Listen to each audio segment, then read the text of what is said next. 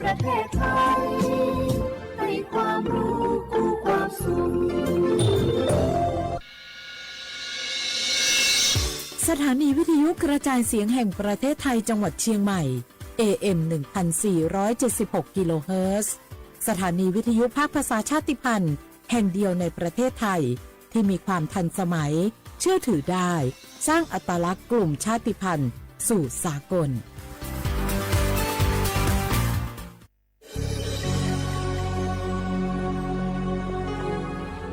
เกิดเป็นคนไทย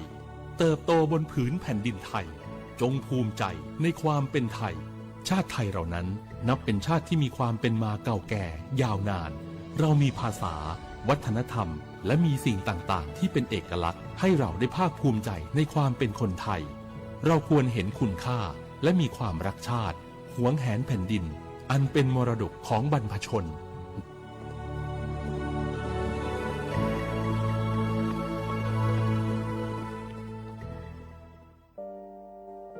งาฮือละหุยาชอเจทอกา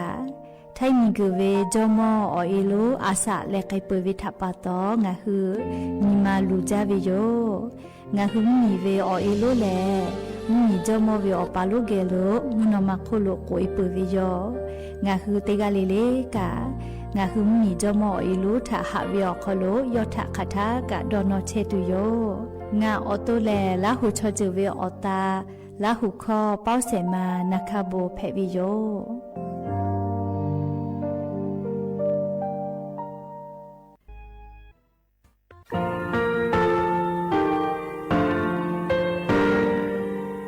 งาคือมีติปิเพกาวิเชแลงาคือติกาติชูแลติเลเพกาวิมาเฮยาค่างาคือชอยาออตุคโลกาติเชวิออโครคาติผาคาชูโยอาชุโยวิโยกาคาเดติเลอติเกกาโพติลาวิทัปปะตองาคือชอยาอาสะติกาวิโยงาคือออตุคโลออโครคากาติเชวิอือเวอีเวมาโกติยาลิเลทอกาอายีอือเวคาชเวเพวิโย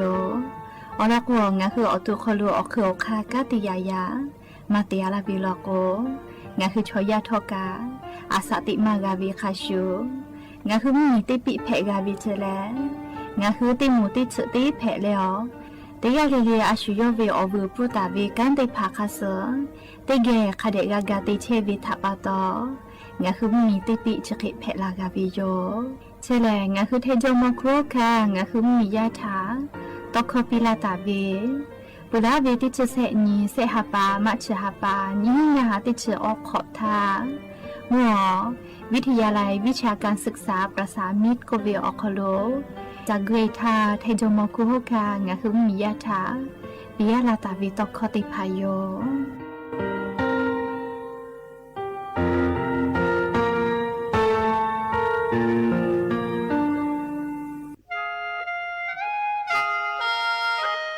คณะรัฐมนตรีมติจอตาเวคาสนิชกอนิติชหาปานิหิงาหาขอชิสขอบิอยาวคโลมติจอเลจิชิตาเวคาสงาคือมียาบาติเวพ่อปะฮะจอเชเวงาคือไทมีกรขอเชอวิชอติพาทาบาติปีแต่ก็และจิชิตาเวคาสมีเวอเลี้ยวค่ามาตราติชิสอคโลกุบตาเวงาคือมีอคโลชอตอชอลุพ่อเวพระราชบัญญัตินิหิงาหันชินขอคโลกุบตาเวคาสไทมีกรคโลพอลุลาและเชลามอวิชอติพาและทะเบียนประวัติพาคเดเจจอวิชอติพาไทยมีกรอคโลลุลาตาวิมมีเวอเลี้ยวค่ากฎหมายค่าเสือคเดลุลาเลเชเพตัวอโปงาคือมียาติผาถาสถานะคนต่างด้าวเข้าเมืองโดยชอบกฎหมายก็เวบะติผาติปีแต่ก็แลจิชิตาวิโยปุตาเลมาตราสือทวิอคโลกโกบุตาเวพระราชบัญญัติสัญชาติมีหิงาหาหิขออคโลกโกบุตาวิแลงาคือไทยมีกรอคโลปอวิชอไม่กะอปออิติผาไทยมีกรอคโลเชมอและทะเบียนประวัติอคโลบามาโจเฮเวกายาติผาแลสัญชาติไทยติผาลอเพวิเจกุทีออติ อคโลโลโกสำนักบริหารการทะเบียนกรมการปกครองอติอคโลกาจาจ้าดาเลกาจาลอยวิเจออกานิเวตันจังหวัดติพาเลนี่คือทะเบียนประวัติคัสอำเภอสนาอคโลอาจุยากาติเวียญอยาอคโลจาลอยเพวิเจนี่ชกอนิติชาปานิหิงาหาขอชกอขออุโสติแนชกาลิงาคือไทนิกอคโลมาติคอรมอนิชกอนีติชาปานิหิงาหาขอชสขออคโลดีทิตาเวคัสงาคือมียาบะติพามาจอเฮเวไม่เลกะบะมาจอกะไทนิกอคโลเซเชเพตุเวบะติพาติปีแต่โกเลดีทิตาเวคัสติปอกอยูเวลาเลนอลาวิโยแม่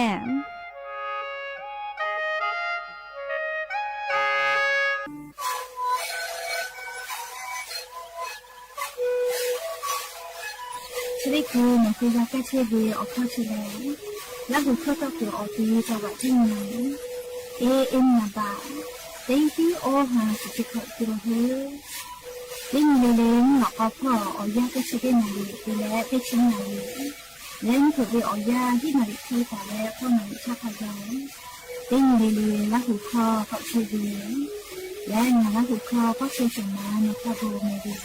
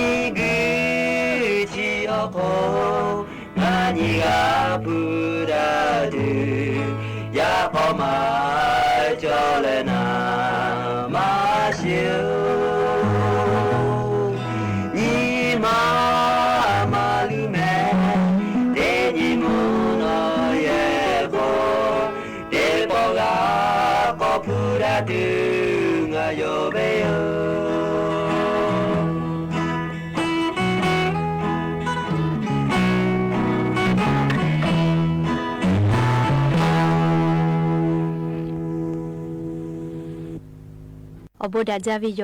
อย่าเพิ่งหาติปอทอกาดาจาวิโอยาชอคลงอ่ะคือติปอกกับมีลาแล้วอวิเอาเนี่ยรักหุยาเกลติแกไรกาอบดาจาคลอคอกะกอกาดักเชวิทัปตออลอเปติกาลีลิทาตาอุยอยาวิโอคลละเซจาเลอไรกาอบดาจาคลอหะอยู่ลาวิโยแมห หาวิอวิอเนียระหุยาขับพ่อเชพลุเชตาเวขักให้เพเชลินาเตกาเลเลกาจ้าแม่ดอแม่ซุแม่กาแม่ฮาเลดอซาปิแม่เชเดเจอกาเลงาคือไทมิงก็คอโลแลมุกะวิอยาลุลาปืวิทัปะตองาคือเตกาเลเลกาเลอจ่อยาคัสเพตอลาเชเวอานาอากอติพัทานี่คือตอดะเลปุกากากิจูเตกาเลเลกาอาชุยอตุยอยากาทะคเดนหาซาดักอิสิแม่และยันยี่เวลยาวคอโลทอกาเชเดซอคอโลแลสุญญติปอกกะมีลาเปยันยี่แลติชุญญหาปาดิเซบาหาปาคอโลยันยอติชออนีสุญญแพวิโยและจะขอนี้หินชงาขอสุขอหาเวลเนียระหุยาติเผาติฮาเลเลมุเผเวลยาหินาริควตาและก็นาริทักไกติฮาเลเลงาหือละหุคอไรเก้าบุดาเจ้าคอโลวิทยุเรดิโอพอAM ติฮิโอหาสจิกกิโลเฮิรตซ์เตไลพอตอกไอเทวิโยปุตตะเลกันยิพอติพอแหลม Facebook Fanpage สวทเชียงใหม่ AM 1476พอกะไลฟ์สดติดต่อไกเชวิโยอวิอเนียละหุยาติพาติแกละหุคอพอนาเลนี่คือละหุชอจิตาโอกาปิดักไอแพวิโยและอย่าปื้อฮาวิอยาอคโลกายูเวลาตาวิอบุจอวิอลอติพาทอกะไลรอยูเวลาตาวิโยติกาเลลิกาอคือปุตตะเลอเลมือทักไกติแกพอนาเลโอกาปิดักไอสิแม่หาวิอวิอเนียละหุยาติพางาคือไทมิงก็คอโลแลเยกาเวอโมทกาอายิอุจาเวอโมติโมแพเวแต่ก็แลอายิคเดแต่ตาวิโยแม่และเลติสุเลเลเวอยางาคือเยกาจอเวติเยกาเลเลกาอาชุยเยกาทาโดโนแลอาชุยเยกาทาติกาเลติกาอายิติปิดาปุตุอโปเยกาเวอนีแต่ก็แลแต่ตาวิโยเฮก็ยานิเวอยาคอโลงาคือราหุยาติภาเยกาทาอยาปีกาเชลลาออยาก็เวนาลีออยาชอฟุกขจาวิแม่เลชดาปะตอโนฮือเลอาโทมาติจิตาออยาปีมาเชเลติพาลโกโทรศัพท์นิเวเกมลีกูเวอหานิเวออยาปีมาเวติพาลโกเลอชอปาออยาปีมาเวอเลมือออยาลือไทยปีเวเยกากะจอวิโยเลจะเคตาเพปีแม่เยกาเลอายุจาวิอโมเพวิทัปะตอเลเยกาทักกะออยาคเดปีเยกาโคโลออยามาปีดากาวิตยาทาหาดะเปดะปื้อเวนากาดะปื้อเวจอดาหอดาวิออจติพาทกาอีกยอกแม่ไกวิเจเลเคกอชยาชอนากาดาวิมาจวลาโกเลเลโกดาวดาดีดายะดาเลอเลมุลโกนโกนเกงาโกงาเกเพลาวิโยจะเบติจเวอยาโคโลเลยกาโคโลบิตุลอตุเวอจติพากาจมาจาโซเชียลมีเดียออนไลน์ติพาติเลเลยกาไลยกาทาจุพาไกปเวหาชอหาปะเตเลติตอคอชอยามีหานาอุเตเลอพ่อเมียโจกาชอยามีกอเตไกเวอเลมือลโกโกกะชากาลาโกเลฮียาวิอเจติพาชอฟามาปุกมาเลอแต่วิอเจชอนาเลชราปะตอเลงาคือเตกาเลลิกาสื่อออนไลน์ติพาลิกุเวกาสติตาเลสื่อออนไลน์เยเลนี่คือยกาลุตุสิตุเพงงไกเวลโกหะจอโตลาเลอลโกเชเบวิอยาเลชอยาดอเปดาสเวปาฮาลูเพเชเวกายกาคอโลเวปาฮาโลเมฮาชอฮาปะเตเลหะเวทัปะตอชอยาอาสากาสุไกมาจาโอเลยกสติเตนะเลหะเวทัปะตอออกากาเวอจิติภาเพจเลดาเวอจิติภาเมเลหะเวแลยาคาทอหะเวอคามาจอเล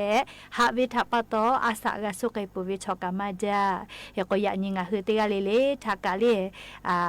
ดอนอตูอโปสติปิดาวิติจือเพวิโยและชุดที่เจอเวอยากานิเวตยาธานี่คือมีอคโลกาเจ้ายากาติคือติยาปีปาเวเลียติสอคโลเจติกาติคือมุยีลาติคือกะติคือฮอเวเลจะใครแผ่วิถาปะตองาหุมมียากานาวิกอวิกามาจาโลแมเจเยอานาเจเยลูอานาเจเลียวชุผู้ผู้วิโลนาวิละโตเวอานาเจเลียโลชกานาวิมาจาแมเฮกว่าอานาจะได้พาอานานาเบืออปุมาแลมกะโกเกาซากะทิเฮเวจก็มาเฮกเนี่ยก็เกาซามาจอลโกเชหาจอหาไกเวเลียกว่ายากาคโลกายากายาติกานาละโกเลขับเปกะหุยวิแมเลียกว่าจาวิดอวิเช วิจอวิกะอายิเตนะเลไลกะก็เวมกะจาเจเลมกะจาวิทัปตอจะดอกุมกะวิเคลาเฮก็เลจะดอวิแม่เลจะดอกุมกะปื้อก็เวเลโอเวเลลีโนฮืนากาวิอยู่ขายะเชวิเจจะดอวิเลเชบอวิอะตุกกะลากาเฮเจนิมาหาวิเชบอวิตุกเลอยากหามกะวิเคลาตุเวชอจะดอวิกาลามากะจิแม่เลอยู่ยะเชวิดอยะเชวิชอติพาสติจอแม่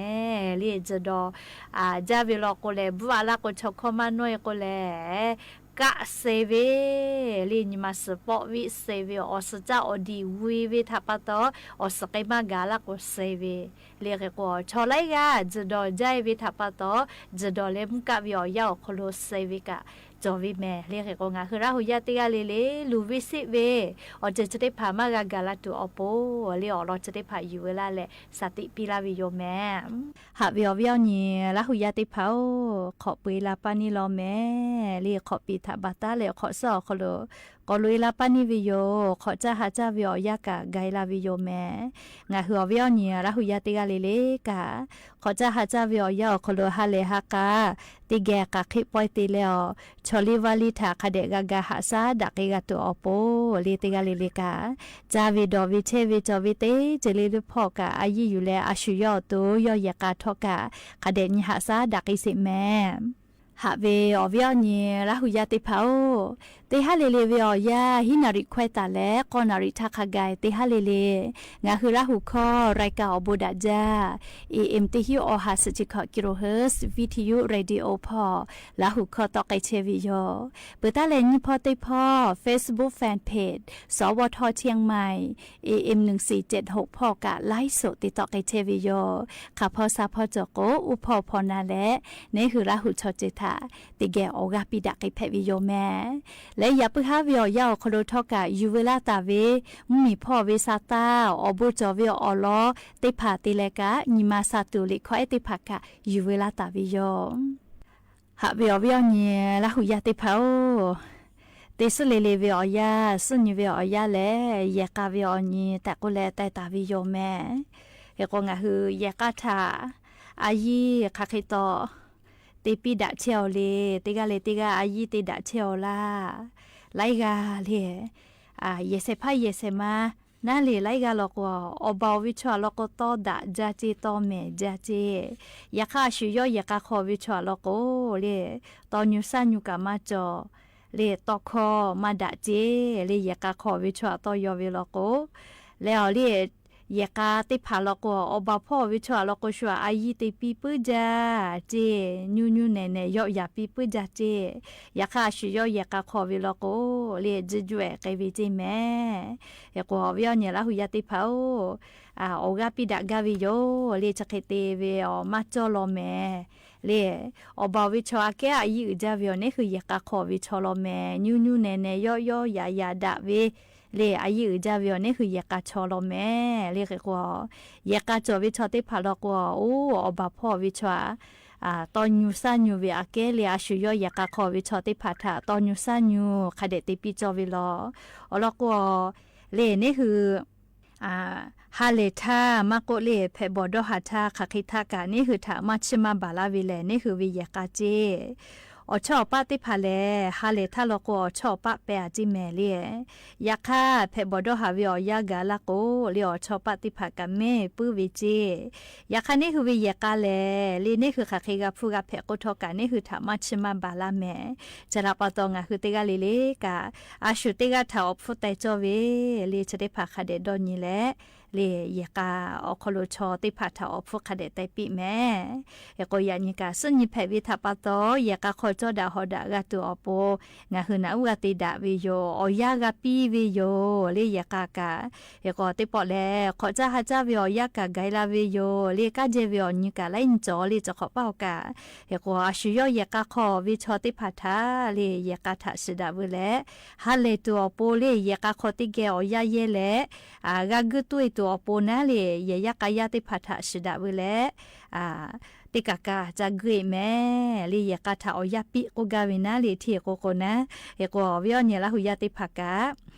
ขอจะหาจะวิอยากะเลยนิกาเจวิทัปโตเลยยากะขอวิชอติพาทาหาดะเปดะวิมือดะวิอจะติพามาลากะกิโตอโปนะเลยติกะเลกะหาชุยอยากะทักกะอยากะเดปีแลเลยยากะขอวิชอติพาทาหาเลตุเวเลยอจะติพากะติกะเลติกะคะเดติปีดะจอลอแม่แต่ก็แลวิอนี่ละหุยาติพาทาเลยยะญอสุญิเพวิทัปโตยากะพอจันดะวิอลอกะอยู่เวลาเลลิงะหือวิอนี่ละหุยาติพาทา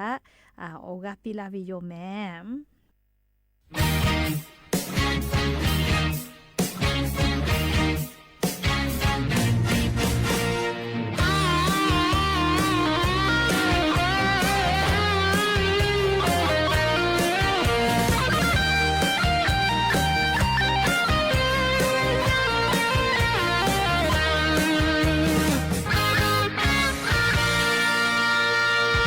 Merry Christmas to you all hallelujah ทุกมาติเชลิโนฮือเวเยกาจับปือหาโอคอลเยซูปอลาเปอาบุติโกเลโนตาซุเช Merry Christmas to you all hallelujah ทุกมาติเชลิโนฮือเวเยกาจับปือหาโอคอลเยซูปอลาเปอาบุติโกเลโนตาซุเชMaka jaku jatuh ngahi haleja Niku choya beba opo nuko oko Bola pewe yesu ja kamu ko kale Tinggal lili hak jupia ber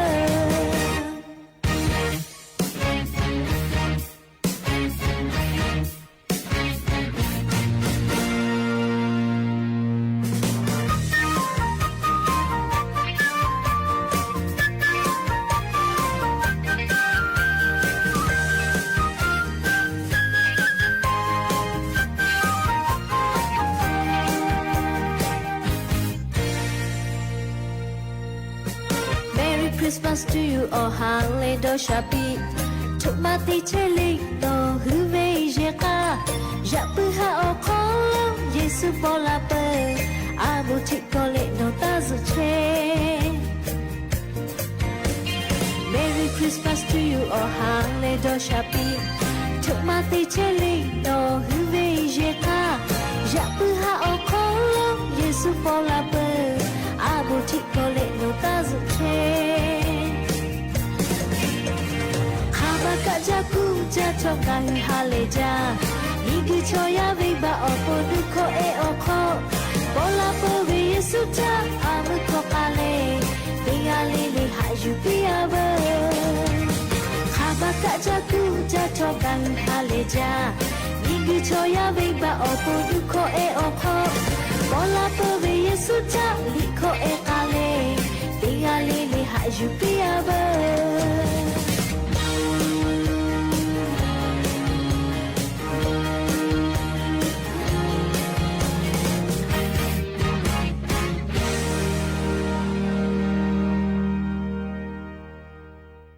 หาวิววิวเนี่ยละหุยาติเผามีกุโคโลจีจอปาโอโมติผาโยคือฉันยี่แต่ยี่แล้วกาโมวิเจมีกุชดิสอโคโลเรียงาคือมี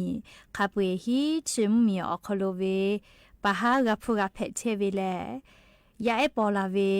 ติขออาเกติขอกาติอีกยอกไอเชวิโลเจไกเตแล้วงาคือนิเวตยาธามีกุโคโลฮีชิมมีเวอโคโลนี่คือไทยมีแลนาบะเซอคลุเทอวิโลเจเลยยาเอปอลาวีอีจาเวเฮก็นาบะเตเตเลติชอคโลเวอายุเวลาเลองาฮือวิอเนียระหุยาติพัทาชูชานีแต่เนื้อตาวิจาลาติภกาอาจจะถูมาลากาวิโยแม่ยังก็มีกุศลสอคโลฮีชิมมีเวอคโลเลียนาบัตเตเตเลติชอคโลเทียเวยาไอปอลาอีจาวิมีเตผาอลอนาบัตเตเต็มมีแลเกาหลีใต้มีแพวิเจเลียาไอปอลาอีเวมีเตปิแพวิเจแม่มีกุโคโลเวนาเลียยังก็เกาหลีมีอคโลกาเลียจะได้คือแลยาปอลาเวลก็พูดจะเขาว่าคิดปีเวก็แลเลียยคืออาจุยารัฐบาลกาเลีย นายบายก็น่ากะคติภากะที่กูไกเชวิโยเปื่อเลยนะบะนี้ติมีแล้วก็ให้ปั๊มมีเจโอถ้าให้ปั๊มมีแลยาติไกเจติกาปอวิโยอแล้วก็ให้ปั๊มมีชอเลมียามาจาเลชอเชกมาดอลลาร์เวียคิเวทัปะตอยาชมาปอตูอโปลินติตาวิโยยาเข้าขอนอวิอยาขโลมียาไอปอเวกะเทก็ยาละเลเลยูหุแต่ตาวิโอเลียวค่ะติเยกาเวียยาติกาติปอจวิชกะยูบาเลอนีกาเซกาปอเพเวแต่ก็แลอเลียวค่ะกฎหมายติผากอปีปาเลยาติผากะเทก็ปอจเชวิโยอยากคัดดิคือวิหอยาเลี้ยงมียาติภากะยาจะมาปอกาโลเจเลี้ยก็ย้ายปอลาวีอีเวเลี้ยนบะหยอกคลุเชียวิโลเจเลี้ยให้ปั๊มมีและนบะเสเลนี่คือแทงมีโยนี่คือแทงมีกะเตขวาเกเตขอยาไอปอลาวีกะที่ยอกไอเชวิโยเตลอกแลชมชเกติเตเพวิโยก็ชมติภาติมาเลเลี้ยชมมัวละกุกะกะมากะติวาเลี้ยกะติปามาโจแม่เลี้ยย้ายอุตุลาวิมาละโกชอมาหลอลาวิโยคือก็งาคือไทมิงก็คโลกาดอหาดอคิเชวิโยเฮก็ยาไอปอลาเวียเลยาไอกากาฮูเวกาปุลาทะลโกตาปอลาเวติฮัปปาตาเลขอขะไกนะเตฮัปปาเวียขอฮากากาฮูวิโยยาคาชริกอสพอเลยยาไอติพาอุปิคอลุฟัวทาอฮัปปาทากาเตฮัปปาเวียขอฮาบะวิชตาปิไกตุโยเจกะเตเลปอลาเวติฮัปปาตาเลอาสะขอขะไกยาไอเตกาเวียเตหาปาเวขอฮาบะกาปิไกตุโยเจเลียงาคือไทมิกอคโลกายาปอปุวิชอติพายาคเดกากาปอลาตัวปูนะเลียอาจุยารัฐบากาอคติพาจะเกกกุตาวิเจปุตาเลนะบาออลโกกาจาปัมมิโยจาปัมมิเลเลียชดิคือเวียยาชอมจอมาจาวิมมิติปิเพวิโยแม่เลียยก็จาปัมมิโยคโลกายาไอปอลาเวกาที่อีเลชอมกาที่มาวิเจกุมาคเตเลเลียจะปาชอจาวิดอเวพออายิติจาเมอปุเวกาเกกาเฮก็ยูชอจูซฮัซเวก็มาเลียเชซาปุเวเลียแฮปัมมีกาลิยาไอปอลาเวอีเวนาบาออคโลเชียวิจิแมมปุตาเลนาบะงาลโกอีลามีเจนาบะขอบราซิลมีนาบะสโคราเบียมีนาบะฮิเม็กซิโกมีนาบะกอโปเรมมีและนาบะติเชลโกตุรกีมีเจนิเวติยาทาลียาไอปอลาอีเวมีชะได้เผาคโลมาเวยามาปอกาวิชอติพาแลกาจากาดอวิพออาจามาหลอดอกมาหลอเวทัปะตอเล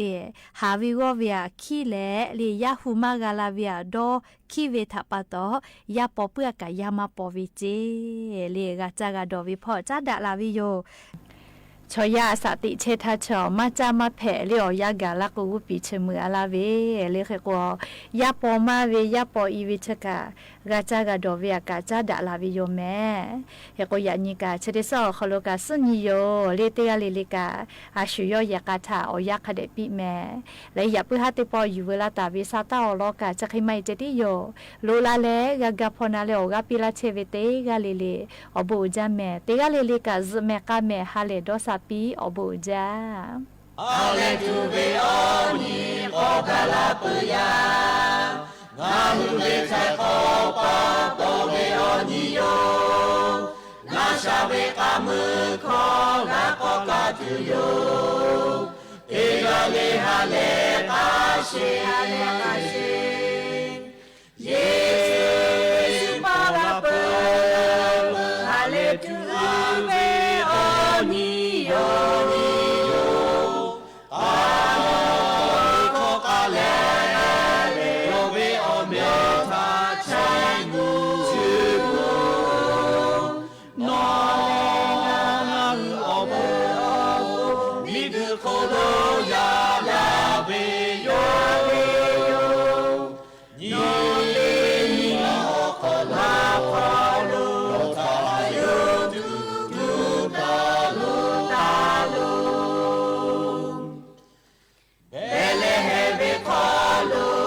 Chupolata, migu choya te pa zumu ka chebe, yaka yo hoshe pa yota shocheta, ale koko laka be koko kame, Yesu pa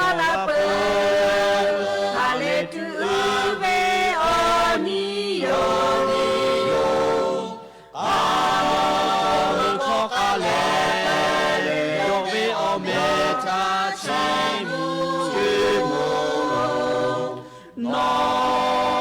nga hu opu mi ge kholo ya da be yo ni be ni ma o kholo kholo yo ta yo tu ta lo mu ni ta pa che be chu yi cho pa hu mu ge ta ya mo le be ge la la be yo hu ju be la be mo ta fu to le ya pa e ta ta pi be ga ta pi be Yesu pa la pa la ale tu be o ni yo a ko ka le yo be o me ta chi mu no na o po mi ge ko lo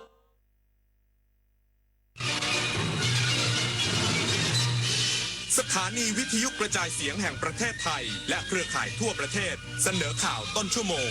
รู้เร็วรู้จริงเกาะติดทุกสถานการณ์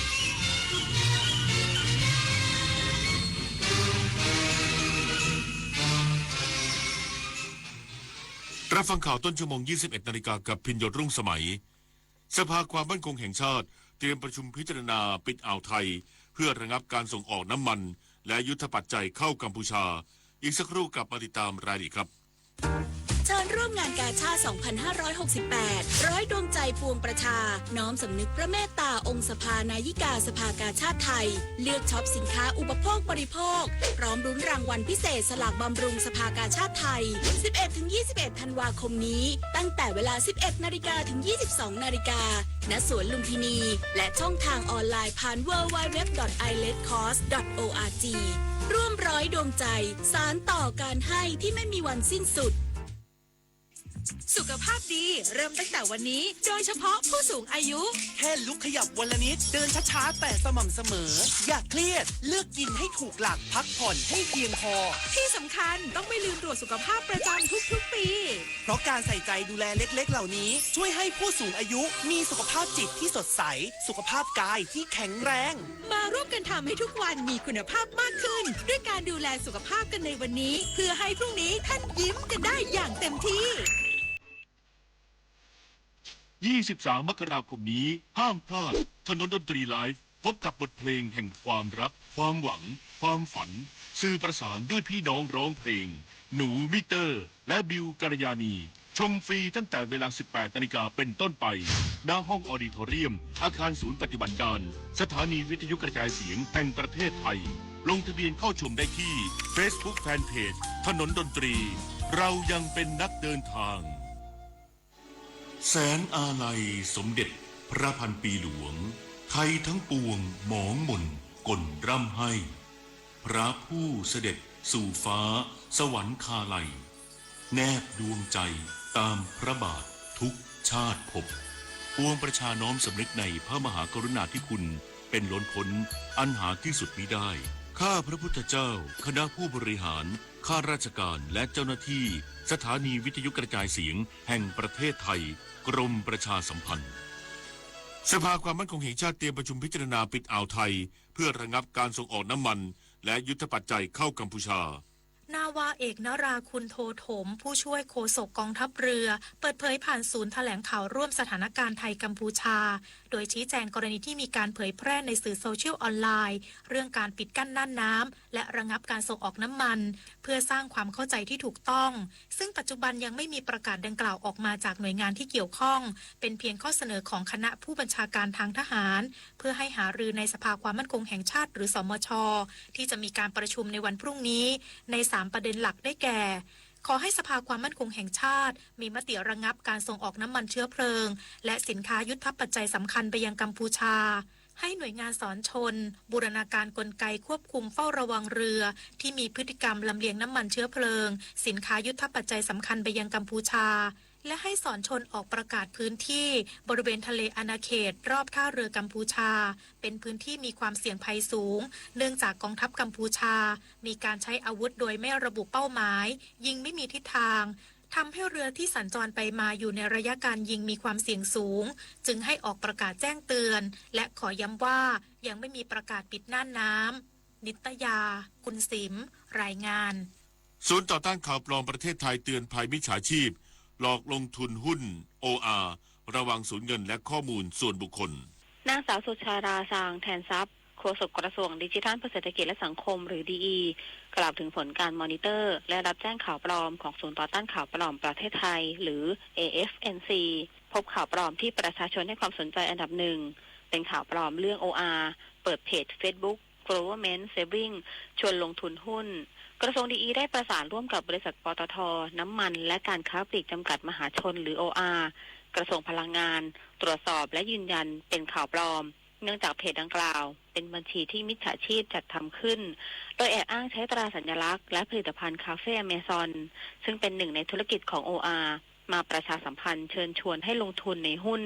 ซึ่ง OR ไม่ได้มีส่วนเกี่ยวข้องกับการดำเนินการดังกล่าวใดๆทั้งสิ้นนอกจากนี้กระทรวง DE ขอเตือนว่าการให้ข้อมูลส่วนบุคคลหรือติดตั้งแอปพลิเคชันใดๆที่ไม่ได้มาจากช่องทางอย่างเป็นทางการอาจมีความเสี่ยงต่อการถูกขโมยข้อมูลหรือเงินในบัญชีธนาคารได้หากประชาชนพบข่าวน่าสงสัยข้อมูลบิดเบือนสามารถแจ้งเบาะแสและตรวจสอบข่าวปลอมได้ที่โทรสายด่วน1111ต่อ87ตลอด24ชั่วโมงนันนภาแสนตุ้มรายงานรัฐมนตรีว่าการกระทรวงการพัฒนาสังคมและความมั่นคงของมนุษย์ลงพื้นที่เยี่ยมศูนย์พักพิงจากสถานการณ์ชายแดนไทยกัมพูชาใน2อำเภอในพื้นที่จังหวัดศรีสะเกษนายอัคราพรหมเผ่ารัฐมนตรีว่าการกระทรวงการพัฒนาสังคมและความมั่นคงของมนุษย์พร้อมคณะลงพื้นที่ตรวจเยี่ยมศูนย์พักพิงในอำเภอวังหินและอำเภอกันทรารมจังหวัดศรีสะเกษซึ่งมีผู้อพยพรวมกว่า600คนโดยเฉพาะที่ศูนย์พักพิงในอำเภอกันทรารมมีกลุ่มเปราะบางถึง184คนทั้งผู้สูงอายุเด็กคนพิการและผู้ป่วยที่ต้องรับการดูแลเป็นพิเศษพร้อมกำชับหน่วยงานในสังกัดบูรณาการดูแลอย่างรอบด้านทางด้านสวัสดิการการคุ้มครองทางสังคมการฟื้นฟูสภาพจิตใจและการจัดหาสิ่งของจำเป็นพร้อมย้ำว่าจากกรณีทหารกัมพูชายิงจรวด BM-21 เข้าใส่บ้านเรือนประชาชนรัฐบาลจะไม่ทอดทิ้งประชาชนหากที่อยู่อาศัยได้รับความเสียหายจะเร่งซ่อมแซมหรือสร้างใหม่โดยเร็วการลงพื้นที่ครั้งนี้สะท้อนความห่วงใยของรัฐบาลที่มุ่งดูแลประชาชนทุกกลุ่มอย่างต่อเนื่องจนกว่าสถานการณ์จะคลี่คลายจบข่าวพิญญรุ่งสมัยอ่านรับฟังข่าวครั้งต่อไปเวลา 22:00 น.ติดตามข่าวที่นำเสนอไปแล้วได้ที่ www.thainews.prd.go.th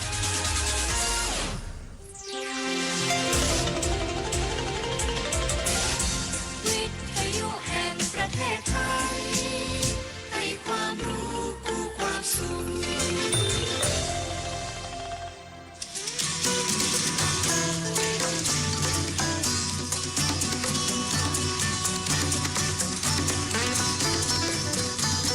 บนเส้นทางของถนนสายนี้เรามีบทเพลงเพื่อชีวิตดนตรีกวีศิลปะวัฒนธรรมวรรณกรรม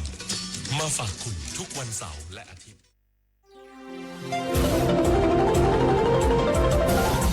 วิทยุแห่งประเทศไทย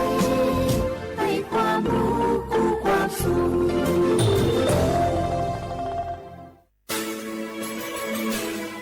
สถานีวิทยุกระจายเสียงแห่งประเทศไทยจังหวัดเชียงใหม่ AM 1476 กิโลเฮิรตซ์สถานีวิทยุภาคภาษาชาติพันธุ์แห่งเดียวในประเทศไทยที่มีความทันสมัยเชื่อถือได้สร้างอัตลักษณ์กลุ่มชาติพันธุ์สู่สากล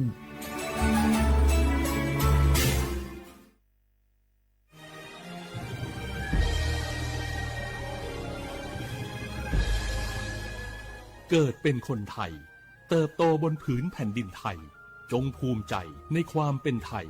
ชาติไทยเรานั้นนับเป็นชาติที่มีความเป็นมาเก่าแก่ยาวนานเรามีภาษาวัฒนธรรมและมีสิ่งต่างๆที่เป็นเอกลักษณ์ให้เราได้ภาคภูมิใจในความเป็นคนไทยเราควรเห็นคุณค่าและมีความรักชาติห หวงแหนแผ่นดินอันเป็นมรดกของบรรพชนร่วมภาคภูมิใจในความเป็นไทย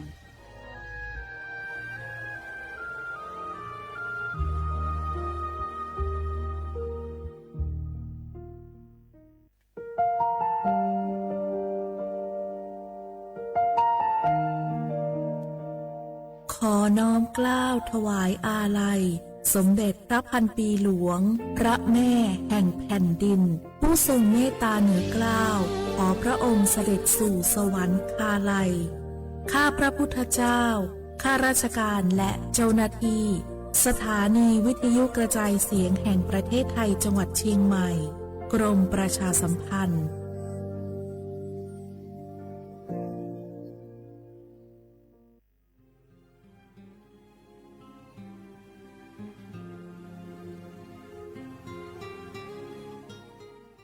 This is a moment of profound grief for the Kingdom of Thailand.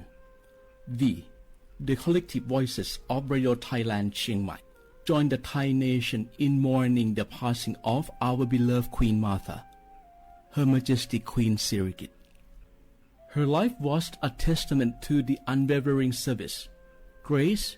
and deep love for the Thai people. Our humble condolences and thoughts are with His Majesty the King, the royal family, and all the Thai people during this deeply sorrowful time. We will remember her forever.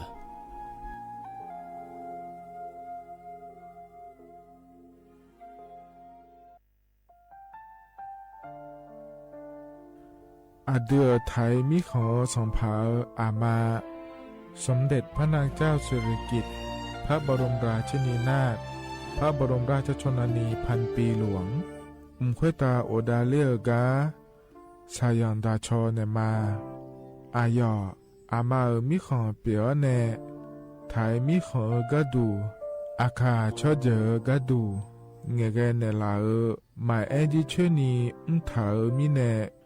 นือมาละเควหมายเงเลชญาเธอมิเนอาดูมาโยหานาลูอายองเนเกเนโยเยบอเนมาอีนอายอมาโดอาดูเนโอเอียเนควยตาโอดาเลมิเนนือมาหน่วยสาวเนวอจ้อจ้อยเรญาอาดูมาโยหานาลูอายองนือมาละเควโยจอนาลูเนเกเนโยเยบอชอเนมางามาอาเขาชดเจอโยกานาลู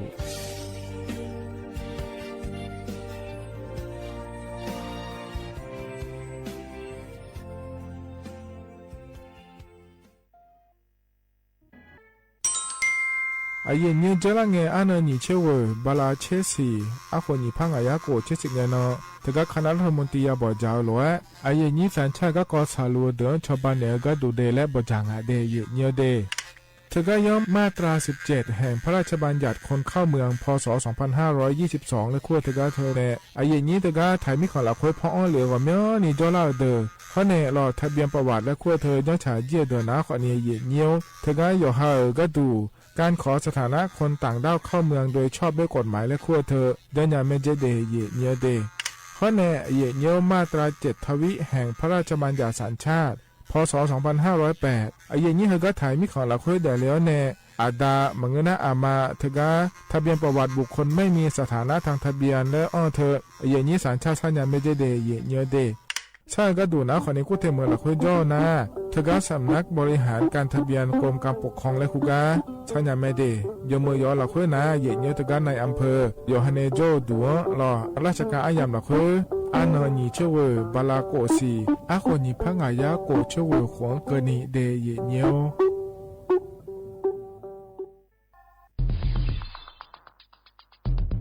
แค่3 ปีความเสียหายจากอาชญากรรมไซเบอร์ของคนไทยพุ่งทะลุถึง 94,000 ล้านบาทหรือเฉลี่ยปีละ 30,000 ล้านบาททุก1 ชั่วโมงเราเสียเงินกว่า 3.4 ล้านบาทให้กับมิจฉาชีพออนไลน์โจรไม่เห็นใจคนอาชีพไหนอายุเท่าไหร่สถานะทางการเงินแบบใดหมอพ่อค้านักธุรกิจนักเรียนแม่บ้านข้าราชการเกษียณ ทุกคนตกเป็นเหยื่อได้เสมอและวันหนึ่งอาจเป็นคุณหรือคนที่คุณรักเพราะจุดอ่อนร่วมของเหยื่อคือความเร่งรีบขาดสติหรือแม้แต่บางครั้งก็เกิดความโลภจนเกินไปอย่าปล่อยให้การกดคลิกเดียวลิงก์เดียวทำให้โจรยิ้มกว้างวันนี้ถึงเวลาแล้วที่คนไทยทุกคนจะต้องร่วมมือกันสร้างภูมิคุ้มกันอาชญากรรมไซเบอร์ช่วยกันหยุดก่อนที่ภัยไซเบอร์จะทำให้คนที่คุณรักและตัวคุณเองกลายเป็นเหยื่อ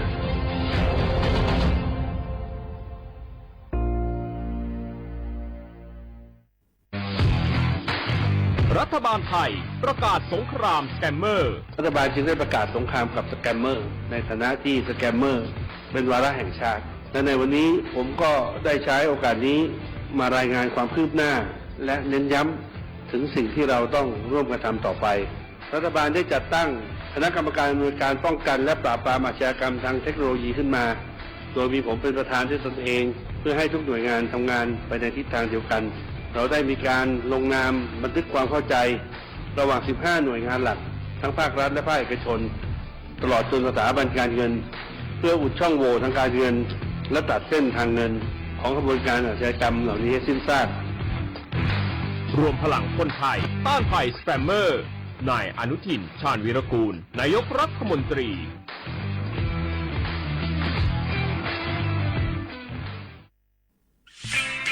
เส้นทางสายหมอกที่สวยที่สุดในเมืองแพร่กำลังรอทุกคนไปวิ่งด้วยกันครับทุกก้าวของคุณคือพลังของลมหายใจชวนเพื่อนชวนครอบครัวมาวิ่งฝ่าสายหมอกเพื่อโรงพยาบาลแพร่ในวันอาทิตย์ที่ 7 ธันวาคม 2568 บริเวณลานกิจกรรมหลังวัดพระธาตุช่อแฮมาร่วมกันส่งต่อพลังแห่งความดีเพราะทุกก้าวของคุณช่วยต่อชีวิตให้กับผู้ป่วยในโรงพยาบาลแพร่สมัครได้เลยวันนี้แล้วไปวิ่งด้วยกันในวันอาทิตย์ที่ 7 ธันวาคม 2568 พบกันบริเวณลานกิจกรรมหลังวัดพระธาตุช่อแฮนะครับสปสชโยอานาลูกาดูยมือจสาดูลัญญานาโกลูคุมยาอุตาจสาดูจีอังหลังในยานีหลัวแม่บัตรประชาชนยาวเดอจันนังเดเลเนงาขวงกนีลูคุมยากาดูวันโรคตับอักเสบบีบาดทะยักคอตีบไอกรอนโพลิโอเยื่อหุ้มสมองอักเสบวสีจอนเอลแมโรตาหัดเยอรมันคางทุมไข้สมองอักเสบเจอีเฮเดออะโมบาดาเนอุมายุญญาแมสิญญาเจโมนาสปสชติซุมจำยอสปสชเขตหนึ่งเชียงใหม่นากาจำยองาซุมญีเยงาซุมงาปโยดัมโอเดนากาตีโกจำยอนึมานาโกนาลูเดนากาติซุมญีซุมโยกานาลูกาดูเมเดข้าชอเมนู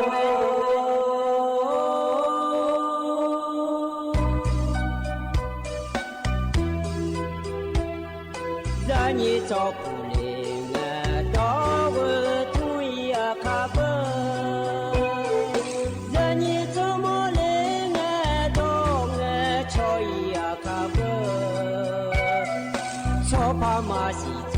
茶路那一个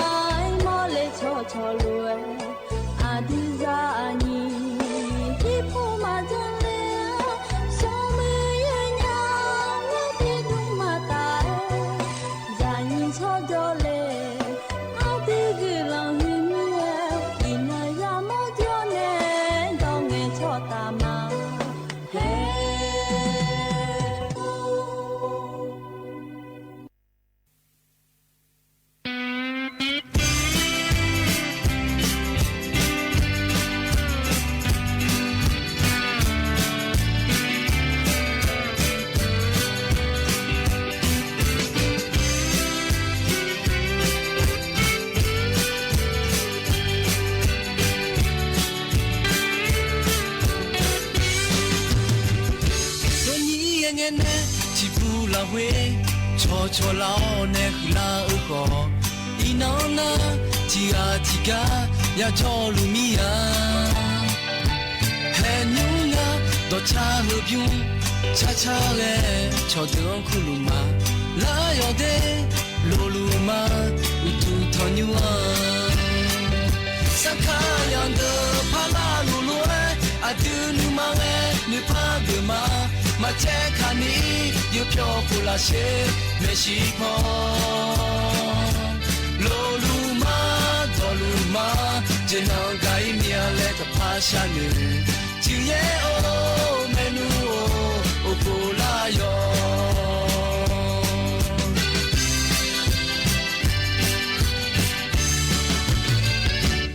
နော်ဟာဟောငါဟာလဲဝေဝေကခူလောက်တော့တူဤနောနာချီဟာချီကရတော့လူမီယာမဲဟူပေါ်ချွန်ဒါလေးငယ်ချူရခြင်းပြီးချူဤယောဥမှုဒမချီဟာလိုဝဲအတီမဲနုန်တဲ့စံခါယန်တဲ့ဖလာလူလိုအတူနူမာလဲနေပါဒမာမချဲခါနီရပြောဖူလာရှေမရှိဖောလိုလူမာတော်လူမာဂျင်းအောင်ကိုင်းမြလဲတဖာရှာနေချီရဲ့အိုမနူအိုဖူလာယော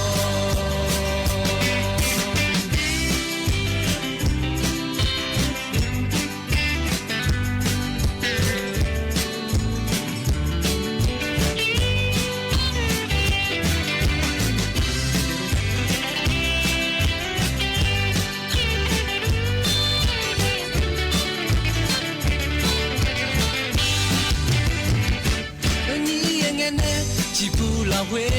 ချောချောလောနဲ့ခလာဥကောဤနောနာချီဟာချီကရချောလူမီယာဟဲနူနာတော့ချာလူပြူချာချာရဲချောတဲ့ခုလူမာ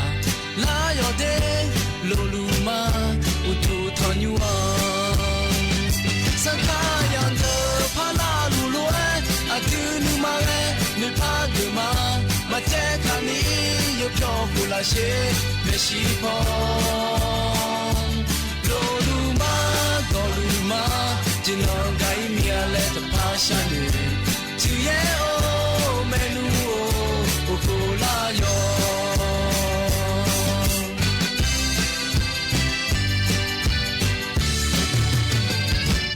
နော်ဟာဟောငါဟာလဲဝေဝေကဒီလောက်တော့တူဤနောနာ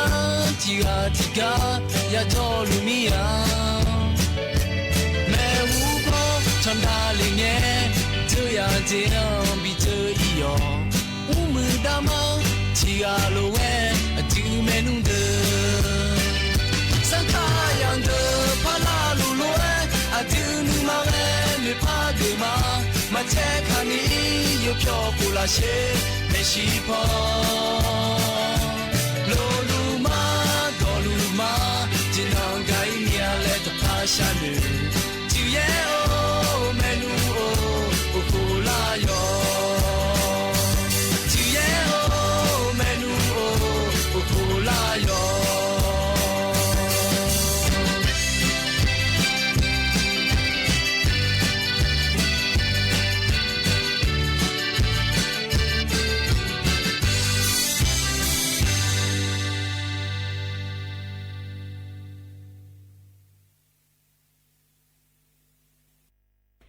โอจิพออุดธรรมะเยนี่มีของยาโยกานาลุเนเดเยเนเดอินนาจอนงานฉลาแม่เยเนจะไม่ได้เยเนียมยากานะขอได้อินนาวานายานาดูเยเนียวเราเยนี่คลิยากุดอนนะขอได้อินนาจอนกะลาโลรอกะลอยาชาเลดูเดเยเนียวเดที่ไม่ได้นุ่มจิกะลอยจะชาเลงานเนอายุเชมือเนที่ขอโลจอดามาเดเยเนียวเดเยจอนาลูน่าหาลาโหลเรามาข้อไปในมาเฟซบุ๊กไปในมาน่าหาญาแม่ยีเนียวเราคือกามยองมุดุนะคนที่รัฐบาลไปคือข่าวมีอยู่ไม่ในรัฐบาลไปก็เยเนี่ยจะกะเอกะด้านไหนในบิสิบิกามาเดเยเนี่ยเด ไอ้คนเนี่ยอินาจนงานก็ล่ามีเนี่ยรอเยเนียวเธอเธอโลเจมาจานะคนเนี่ยนี่นะก็ต้องเชื่อก็กอโลแล้วเราจะกับไอ้กะด้านไหนมาเยเนี่ยหรอ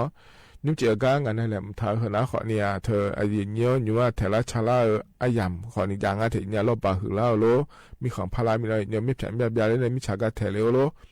ยมยาเจียหรอยาเลยทางไอ้เนี่ยมาเกเลยมีนะเกเลยนะอยู่ๆจนยาผังอ่ะแล้วเราอยู่ๆชาวบ้านเนี่ยก็ดูด้วยอะไรผังอ่ะแล้วเราอย่างนี้เธอมีเนี่ยเราเฮกางานจากการแอคการเนี่ยขั้นหนึ่งเราจากการแอคการเนี่ยเห็นแล้วขอเนี่ยแพทเทิร์นเราแพทเทิร์นที่ท่อนเลยมันถับให้งานเจียเนี่ยแต่ละชาลาไงโลละไงยุ่มยาผายเราไม่ต้องหัวน้องขอเนี่ยที่โปรจากการเนี่ยมาดีขั้นหนึ่งที่โปรพัฒจากการเนี่ยเราอยู่หันรวยยังนะฮะเกลือเนี่ยแล้วมันยาผายแต่ละชาลาเนาะขอเนี่ยแพทเทิร์นเพี้ยเนี่ยจะโดนเลยยาผายแล้วเดียเยอะดีไม่ได้ถึงเท่านั้นนะฮะเนี่ยแม่เยเนี่ยที่คนเราจะได้มาเยเนี่ยเหกันเนี่ยนะเยเนี่ยอันนั้นจะมาจากการเนี่ยมาดีเยเนี่ยดีนุ่มจีเหกันเยเนี่ยเนี่ยทนจุอาเดียอาคาอันนั้นนะเสที่นั่นชาลางาเยเนี่ยบาลาสินะคนเนี่ยชินิสีอาโคเสที่หัวล้อที่มีเนี่ยนะหัวกันเนี่ยก็งาเดเสที่นั่นคนเนี่ยเสที่หัวมีเนี่ยเยเนี่ยไทยอันนั้นนะอินาวันอาทิตย์อันนั้นนะอันนั้นชื่อบาลาสินะคนเนี่ยธันวาคมอาโคนะคนเนี่ยยิพังอายาโกชีงาเดเยเนี่ยเดเฮนะโคโตลาโตเยนี่นะทนจุลอยุ่มจีอายามละคุยเยเนี่ยก็งานนี้ก็เลยทำมาอยากจะกหาได้ในมีนะรอเนี่ยเธออันนี้บุษในชาติแต่ชาติบิมแล้วพนักหาดามาเดมังเงเลชุนยาและงานเนี่ยที่เขาเลยนะฮะเบียดามา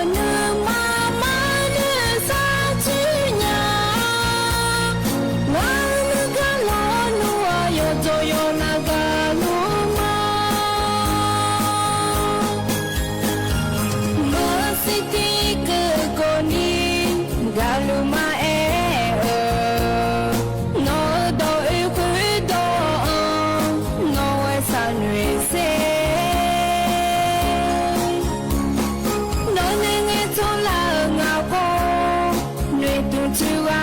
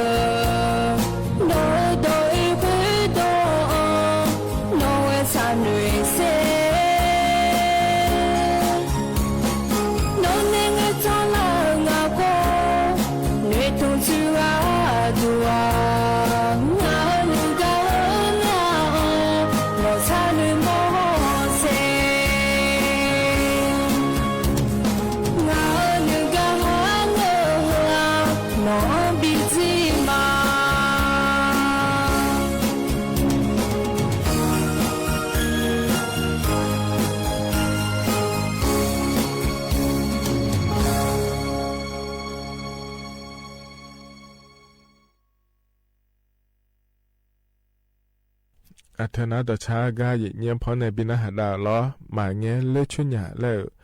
งาเดตชาชมเยอะลอยเนี่ยยิบุสึในชาตชาแม่เยี่ยล้อยานาหับเบียวดูโยหานาลูเดเยี่ยเดก็จะรอปาล้อในนาหาล่าอายุนี้โยหานาลูดูธรรมะเรามาข้อปาในนาหามาเฟซบุ๊กปาในนาหามารอเยี่ยงานเนี้ยอายุชื่อเหมือนที่ขอรู้จะทำมาเดอายุเยี่ยช่วยเสียก็จะกาเอกาด้านในเลเดเยี่ยเดยุ่มเฮกาจากการเอกาด้านในหัวหน้าเขาเนี่ยบอกเชื่อมือล้อเยอะเฮกาตุปกับผู้ล้องาบอยอายุอันนี้เยอะล้อมีน้องคนสิงาเดแล้วล้องามากางาจะพอจากอันเหลือแม้แต่เยอะล้อจะมีเนี่ยล้อเยอะเฮกาอายุนี้บอกเนี่ยผ่าตาอยู่หันหลุล้อเยอะบอกดูพออันน้าเขาเนี่ยจนเจอกันเลยเยอะวันจันทร์กันเดอันเชื่องานเนาะชะลางาเทเยเนี่ยล้อเยนี้แต่ก็มอลคับพัวล้อบอกว่าเยเนี่ยแม่นี่จอแม่เนี่ยเยนี้ก็ยังไม่ได้ยก็ยอจอเดขอนี่ล้อเลยเนี่ยกันนะล้อเยเนี่ยก็ยังไม่ได้เยเนี่ยเดบอกว่านะขอนี่ถึงก็บอกจะแล้วเขาเนี่ยพิชัวยางานเนี่ยเยนี้ล้อเธออาศัยเยอะกันแม่เดี๋ยวละในยุ่งเชื่อล้อเยเนี่ยงาบอกโยขอเนี่ยยอมอยากหัวไม่เชื่อล้อบอกว่านะมีน้องหัวน้อยเชื่องาเธอเยเนี่ยเธอมีแนวล้อเยเนี่ยเธอตู้เป้าขับหัวเดยเนี่ยเดเธอบ้านทุ่งพร้าวเรื่องงาเธอเนี่ยล้อตำบลวาเวียเพิ่มแม่สวยเจอเมื่อหรอกคือล้อเดินเจอวันจังเนาะดูผ่อนมาเจเยนี่อยู่นะด้วยจากเกิดมากเอามาโดคนนี้ยาวเลยแม่เยเนี่ยล้อเธองาบ่มีแนวล้อเยเนี่ยที่มีแนวเยนี้ลากเกิดเนี่ยไม่เดที่คนละชนด้วยเนี่ยไม่เดเยเนี่ยเดแล้วก็ในแล้วก็ก่อนแหลมไทยเยเนี่ยจะกะดันมาเยเนี่ยเฮก็จะกับเอกาด้านเนี่ยเฮก็ก่อนหน้านี้ว่ามีของเฮอจีขอนี่พละจีขอนี่โดลางานเนี่ยนี่ทำไมเนี่ยอยู่หามาโดอยู่โดนลุมาเลยมุทานะรอเนี่ยที่ปวดน่ะก็ก่อเฮตาแล้วโดลานะขอนี่อยู่หาชาวบ้านขอยาสาแล้วช่องชาวบ้านขอยาสาจะโดอาบุมิเฉพาะมุขเนี่ยชาลางานเทียเนี่ยเจริญเงี้ยนี่รอเดือดไทยมีขอยาเมียกาล้อฮิบาเฮก็จนนั้นสาก็ดูนะขอเนี่ยแล้วเลยอย่างนี้ถ้าก็เนี่ยดูไทยมีเขาเนี่ยด่าหัวปลาล้อบาหือเลยเนี่ยเฮ้มันมาดูกันล้อบาหือเลยเนี่ยแล้วอย่างนี้สักอย่างเนี่ยอยู่หามาดูแต่ขอเนี่ยดูขอยาสาล้ออีกคนเนี่ยล้อเยอะเงี้ยน่าเขาก็ปวดจะละเงี้ยมาเลยหุ่นทานมาเลยหุ่นตอนเนี่ยมีแล้วเอาไว้อายากันเนี่ยเชี่ยวขอจ่อแล้วงานเทียเยอะเนี่ยทีนี้เนี่ยล้อเลยเยอะเนี่ยก็เจี๋ยก็กอดล่าขอนี่อยู่หาชาวบ้านเนี่ยอยู่หาจะดูเจี๋ยานี่เรามีเฉพาะของยานี่อับดุยานี่เราโลละเทละชาลังไงยุ่มยานี่ก็ดูแพทท่องถิ่นในดังเจเนี่ยเราแพทท่องก็หนากระเป๋าฉุกเฉินแล้วก็ว่าเดทเทละชาลังไงยุ่มแพทท่องแล้วงานเทเนี่ยเราทีนี้เนี่ยเฮก็หัวแพทท่องอาเจียยาดองฐานในยาแหลมฐานง่าแล้วง่าเนี่ยจะการได้เนี่ยเนี่ยแหลมเหมือนเนี่ยย้อนเราหรือเราก็จะก็ดูเราก่อนเนี่ยเขาไม่เพี้ยนเนี่ยเราเนี่ยอย่าเนี่ยเสือเนี่ยเขาไม่จะดูเลยเนี่ยผายอะไรเดย์เนี่ยเดย์เพื่อถ้าเราคุยหนาเราเนี่ยเอกสารเราเนี่ยเอกสารโถเราทะเบียนบ้านประชาชนรวยเอกสารก็เจียวอย่างนี้เอกสารหลวงเนี่ยอย่ายุ่งผาเยอะเอกสารโถถ่ายจีเนี่ยเพื่อทั้งทั้งหมดเราคุยดองถ่ายเจเนี่ยหรอแล้วเธอแต่มาเงื่อเราเนี่ยเธอมีจ่าเช่าเจแล้วก็งานยุบมีจ่ายุ่งยานี่รอชาถ่ายจ่าดองถ่ายจ่าอย่างนั้นนี้ที่ปวดนั้นมีจ่ามีขาขอเงินยังงั้นเดี๋ยวเนี่ยเดี๋ยวให้นักการคนเนี่ยแบตเตอรี่จิกก็แล้วไม่ได้แล้วแบตเตอรี่แล้วขั้วเท่าไหร่มีจ่าจิกก็แล้วไม่ได้แล้วให้มีจ่าเช่าทำเนี่ยเราจ่าเนี่ยยุ่งดันยังงั้นเทียเนี่ยเธอเลยฐานะเราเนี่ยนั่นมีเฉพาะหัวโลละเงี้ยดูเมื่อเราเนี่ยที่เขาหนีเขาโลแล้วเราแพ้หัวของเงี้ยละดีของเงี้ยแล้วถ้าก็ไปทั้งทั้งหมดเราคุยกับดองถังอะเจน่าอับูเราเนี่ยอับูของนี่หลัวเดี๋ยวเนี่ยเดี๋ยวเธอเนี่ยที่เขาอายุขอเนี่ยล้อแพทย์ทั้งทั้งหมดเราคือเรื่องทางงานอะไรอย่างนี้ข้อเนี่ยเดี๋ยวมีเชื่อตีๆแล้วแล้วเนี่ยเทดาโลเขารู้ว่าจะขอเนี่ยโลล่างเนี่ยอยากเกิดเทียเนี่ยเราเดี๋ยวทีนี้เนี่ยเรามีเชื่ออยู่คือมันก็กันแล้วเรามีเชื่อเธออยู่ตีๆแล้วเธอขอเนี่ยแพทย์ทั้งหัวอยากดองทางงานเทียเนี่ยแล้วเธอแต่มันเงยเนี่ยเทียนน่ะอยากหาอยากจ่ายตัวน่ะเราเนี่ยเธออยากแก้ปวดหัวหมาโลแล้วไงเลยผมถามเนี่ยโหลล่างไงอยากจ่ายงานเทียเนี่ยหรอทีนี้เนี่ยอยากหาคนนี้โหลว่าเดี๋ยวเนี่ยเดี๋ยวแต่ละชาลังเนี่ยรอเนี่ยอยากหารออยากแก้ปวดแล้วคุยทะเลาะน่ารักคุยน่าอยากเจริญไปพาราหัวหมาโลแล้ว รอหน้ามาหน้าหุ่มหน้าก็เลยจะกาโลแล้วรอสับผ้ารอมาหน้าเงี้ยสับผ้ายาจุมือขอเนี่ยยาเธอเนี่ยเธอก็มาหน้าไปแล้วพิเทลเธอรออย่างเงี้ยเธอขอเนี่ยแหละหัวเดย์เงี้ยเดย์แล้วเธอแต่มาเงี้ยเนี่ยเราพัฒนารอเงี้ยพัฒนารอพัฒนาเธอหน้าขอเนี่ยโลลังเนี่ยมีมันบ่ลังอะไรรอเงี้ยยาจุมือเธอเนี่ยที่ไม่ได้พัฒนาเธอขอเนี่ยแหละหัวเดย์หน้าเธอแต่มาเงี้ยรอเงี้ยมอคอเนี่ยเธอก็วิทยุและคู่งานรอเงี้ยเดี๋ยวขับเบอร์มาข้อแล้วก็คู่บอกเกอแล้วก็คู่ง่ายในอย่างนี้มาข้อบอกเกอเธอหนาขอเนี่ยพัฒนาในอยู่เมื่อเจเลยเกิดแต่อย่างนี้ที่ปวดน่ะอยู่เจมาเจงเราไม่ฉันไม่รู้อะไรไม่ได้เลยอ่ะเจเราบาหือล่างอ่ะเจเราก็หือล่างเนี่ยเราเดือดพุ่งเธอเดือดล่างอ่ะเจแล้วหนาขอเนี่ยที่ปวดน่ะเราหลังเงี้ยปานเนี่ยมันเงี้ยชนเนี่ยไปย่าเธอเงี้ยเราดูบาดต่างๆไปจนในมือของมันดูเนี่ยก็เธอเนี่ยงั้นจบขึ้นมาขอกับเจจีแล้วเราเนี่ยมาข้อเธอแล้วทำมาป่าเจจีเลยจากการเกิดเกินยาเลยเธอก็จะพอในหน้าหายาเดย์เนี่ยเดย์ที่ไม่เนี่ยมาคอยติดเลยที่มันในพัฒนาในอยู่เมื่อพัฒนาอย่างไรมันทางงานเธอเนี่ยเขาเนี่ยเราเนี่ยใจที่เจนะคนนี้จะโตเจเชฟผิวมันเงี้ยเดย์เชฟผิวเธอมันจะเนี่ยก็สาระก็เกิดละหนาเราเนี่ยเธอไม่เนี่ยโลเจนะคนนี้คนนี้ก็คือเราจนเราเลยจะเนี่ยเจแล้วงาสาวเตอโลเราเนี่ยชอบบะหมี่กึ่งสำเร็จรูปแล้วคู่งานเราเนี่ยมาว่าไว้ให้เงินเจโลและงานในอย่างนี้ขมูโลแล้วเราเนี่ยเขาได้อิจูยบูเขาเจแล้วแพทเทิร์นเราค่อยต่อลุที่เธอที่ยาก็ดูเลยก็เถอะเนี่ยเราที่อ๋อเราค่อยเนี่ยจ้าหน้าคนนี้เท่าอย่างงานอย่างนี้สมมาจ้าหน้าคนนี้สมเท่าอย่างงานเถอะเนี่ยเดอยู่ให้แพทเทิร์นอยู่หาเลยเขาไม่เพี้ยนเนี่ยจะพอดูเลยเนี่ยเราให้ก็จะชาลาคนนี้แพทเทิร์นมัวเนี่ยยุ่งยากงานในอย่างนี้จะโตจะคอยก็ไม่ใช่เพื่อนผ้าคอยก็อาบูดุมคอยก็เราให้แพทเทิร์นมาเลยมันทานะเราเนี่ยอยู่หาไม่ดูว่าชาลางานเธอที่ปวดนะเจ้าหน้าที่เลยเนี่ยชอบบ้านเลี้ยวคอยมังเงยมิเนี่ยเราเนี่ยมิเนี่ยที่อ่ะนะคนนี้ให้เราบาคือดาราเงี้ยคนรู้ว่าจะมาเลยมันทามิเนี่ยขอมาจานี่คนนี้จังเนี่ยเดที่มิเนี่ยเราเนี่ยให้ดูมาต้องตาปาจ้องอะไรมายาจ้องแล้วแม่ยังไงเนี่ยนุ่มนายมีของเขาอาจจะขอเปลี่ยนไล่มีแล้วมีฉันไม่รู้ล่าโลมีฉันแบบยาเนี่ยเราที่พูดนี่แบบคาเลียโลคนรู้ว่าจะเราอย่ามองแม่เนี่ยเราเธอมีเนี่ยเดเนี่ยเดแพทย์กระเป๋าฉุกเฉินแล้วก็เธอที่ที่ท่าโยกเนี่ยอย่าโดนเราเลยฐานในบิดาพายงาเดแล้วเนี่ยจะกะได้นั้นในบิสิบิกาเลยเดเนี่ยเฮกันเอาเนี่ยแต่ชัดบิมแล้วพนักหาดามาเดอดุมเจลาและงาเนี่ยเดที่เขาลอยนะฮะอับยาดามา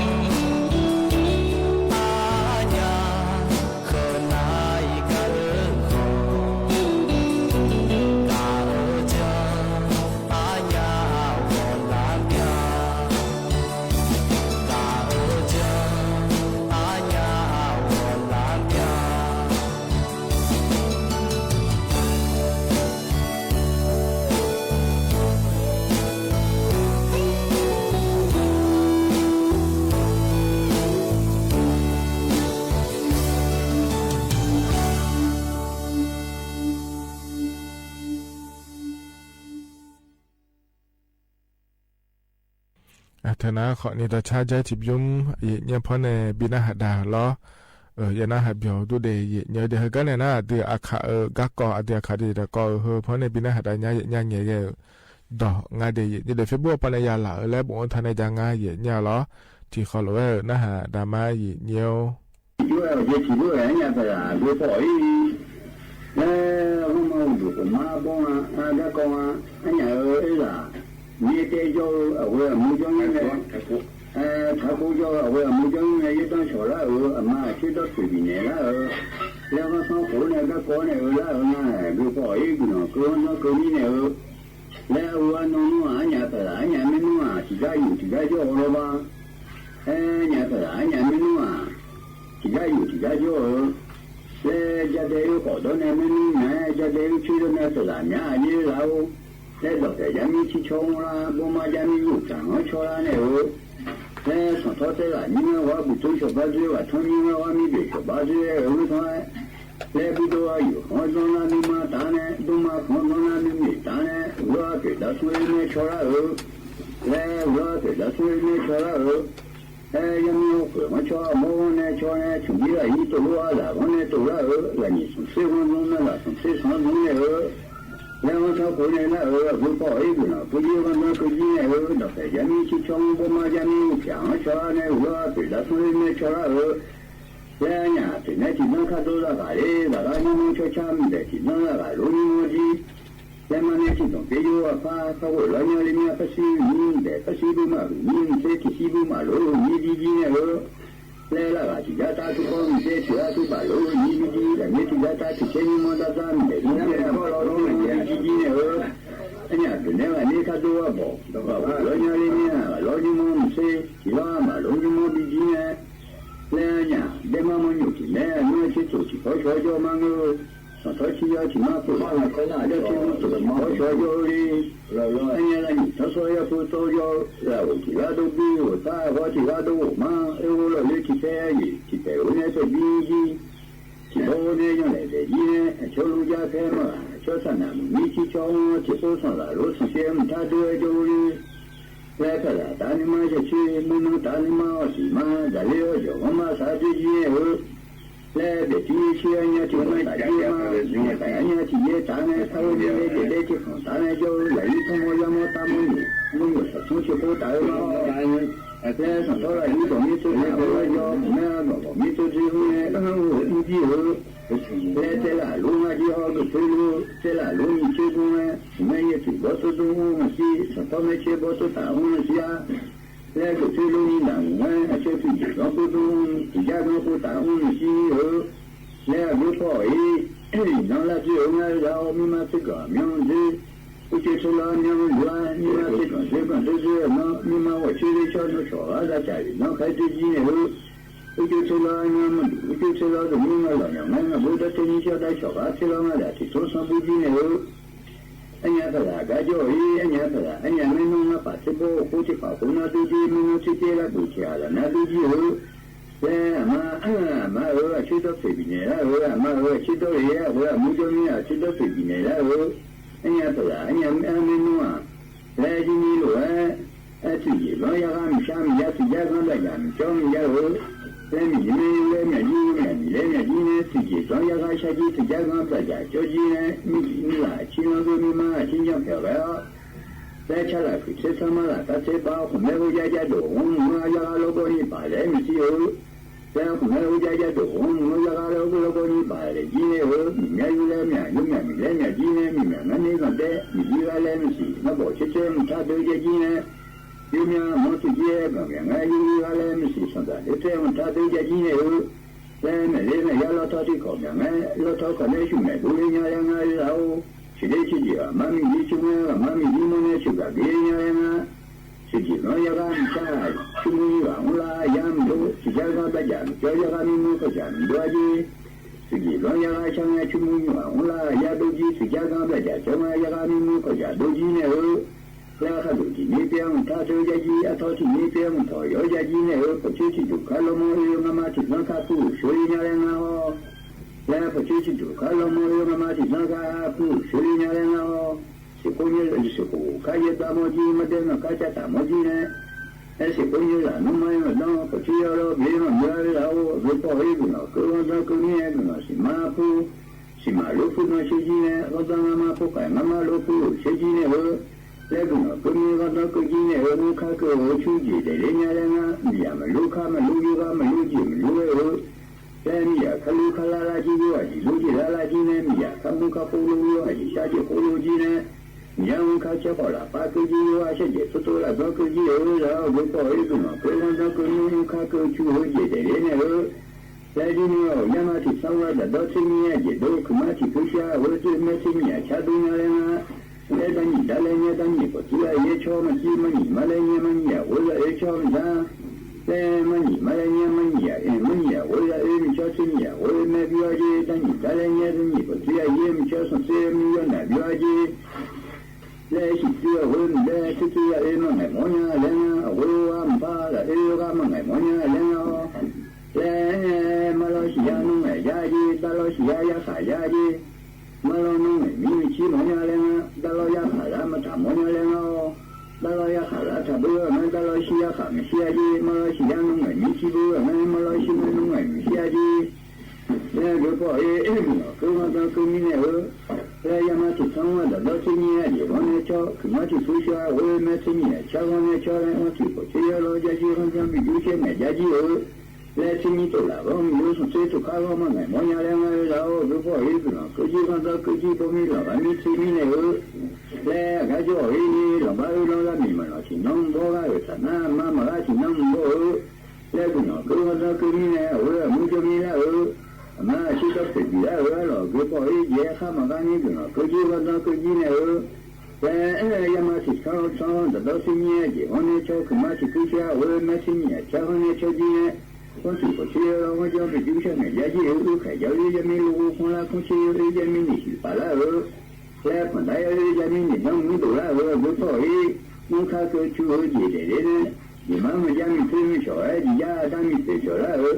你妈妈家也老米孩，你家大家老米了，俺米推我不多了，我上在背过去上学一路，人家来俺然后，俺米推我不多了，我上在背过去上学一路，人家来俺，我要木匠呢，一张说了后，不能，够看到够你那个不跑一的，我要木匠呢呢。ne suka yuwa pute so sako suka kuma ne ja chi sako ne suka yuwa yuwa so to yo sako ne jidu chidu po do ja jidu chidu po do ne jidu min che ji so thong wo ya la ne ji khong la ma ti ta ba ya ji khu thong wo a du wa ne ji ni lo go ko e go no ko wa do tu ni ne lo ce le ne io lo vola noi tane ho da gruppo mu la do ja le ce le do nya la do ga la mo pu ne le wo mu do ja le ce le ko do ga la mo pu ta ji ne lo ko e do no ko ji ga da ko ji ne wo mu ta la ko ka yu chi ya ji wo mu ma da ko ka yu tu ya ji ne da gru ko ba la so ko ba wa che so ko ya chi no da mi ji le grupo e do la ko ji ga da ko ni sa da ji na chi da me lo so chi mo ye che ne le grupo e ni ji ni lo le va lo ti chi cha ka ga ma ti chi lo ne ni so ko mi no ma ga ne ma so so po ga ko so ye so po ga ji ne che tu la che tu ma ko so si pe no chi o si ai la o che tu ma ko so si pe no chi ji ne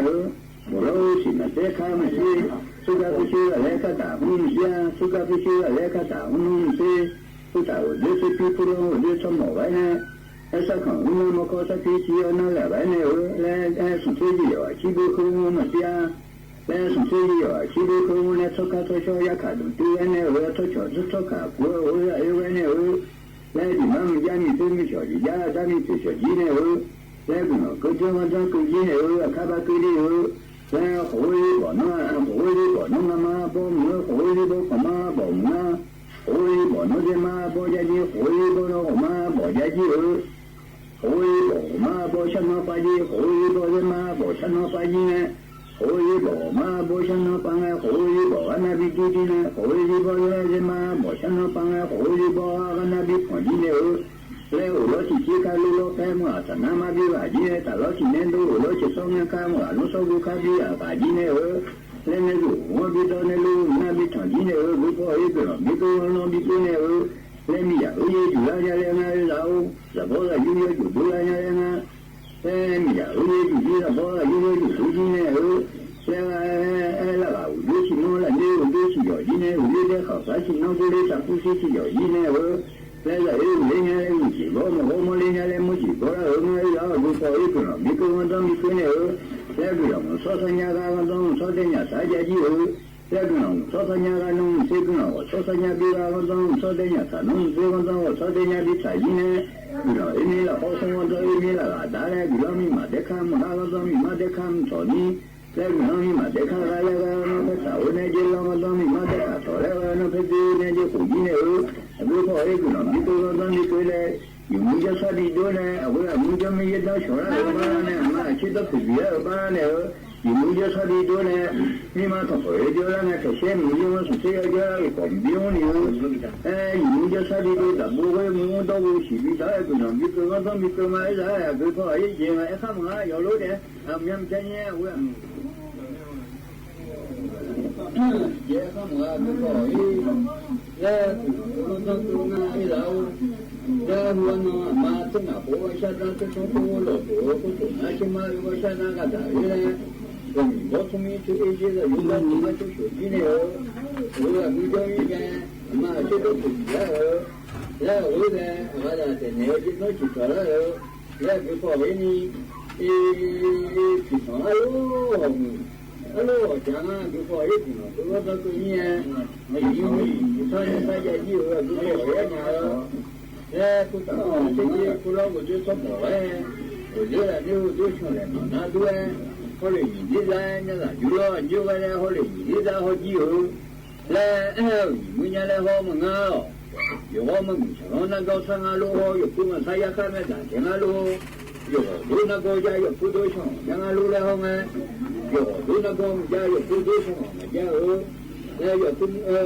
我们那个家有不们他也看没咱家呢，因为呢看他家里呢，哪里怎么都不到哎。因为那国家里呢，不好意思，我们讲究，hello，讲啊，那木那个嘛，你看见出去那个嘛，国家里呢，有那个嘛，有的国家里呢，不好意思，因为个他里呢，他家里呢，也很好，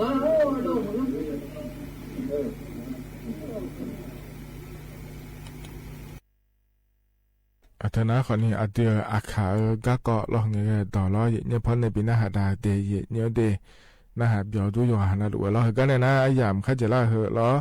ไอ้เยชาก็แลปีหน้าหาดากันมาเยี่ยวก็พอในปีหน้าหาดาเหล้อขอเนี่ยไอ้ยูมียูเบียนแลในงานเดียเนี่ยเดไอ้ยามข้าจะล่าแล้วเพราะปีหน้าหาดาเนี่ยไอ้ยามเจี๋ยนะขอเนี่ยก็อีมาเราอุจิยูมือเดอาข้านึกสอล้อก็มีมุดูเนี่ยที่ขอรวยแล้วพัฒนจุฬามาก็อีมาเดดูทำไมเนี่ยชดทอ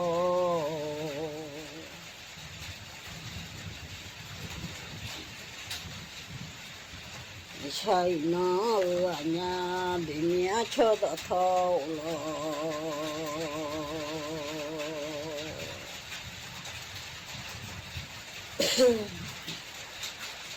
ก็เนาะเนี่ยบ่ตามาโอ้ยแต่ว่าเป็นเนี่ยชอมาชักคุ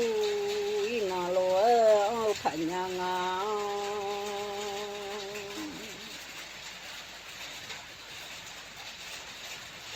เดี๋ยวบ่ได้มีแน่นอนโลว่าเป็นมีดาดาละคุณาเดชอ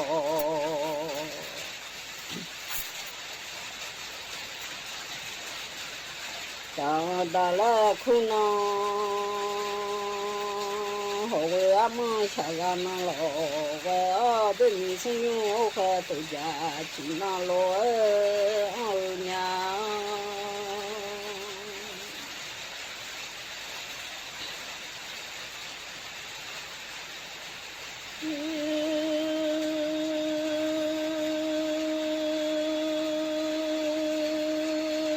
ชาวเทวู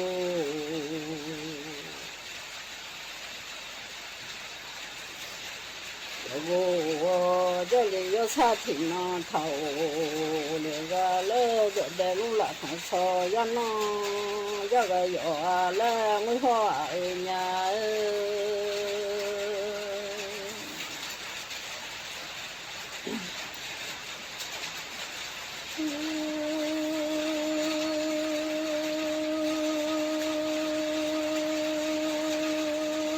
你的头上茶应该好味。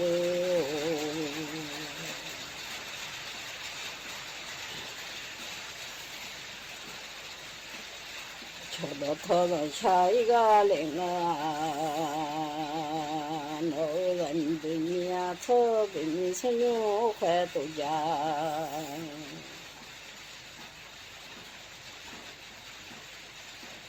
呀，七个零啊，那就在弄汤票，那下一个盘呀了，不都上家海边了那女小娘啊。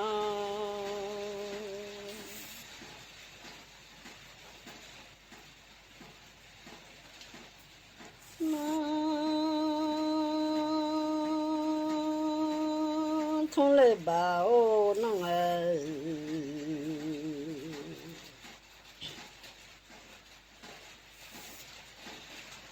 来那嘛包来呀，嘛通上西嘛通，俺来好过的，嘛通跳到那。สถานีวิทยุกระจายเสียงแห่งประเทศไทยและเครือข่ายทั่วประเทศเสนอข่าวต้นชั่วโมงรู้เร็วรู้จริงเกาะติดทุกสถานการณ์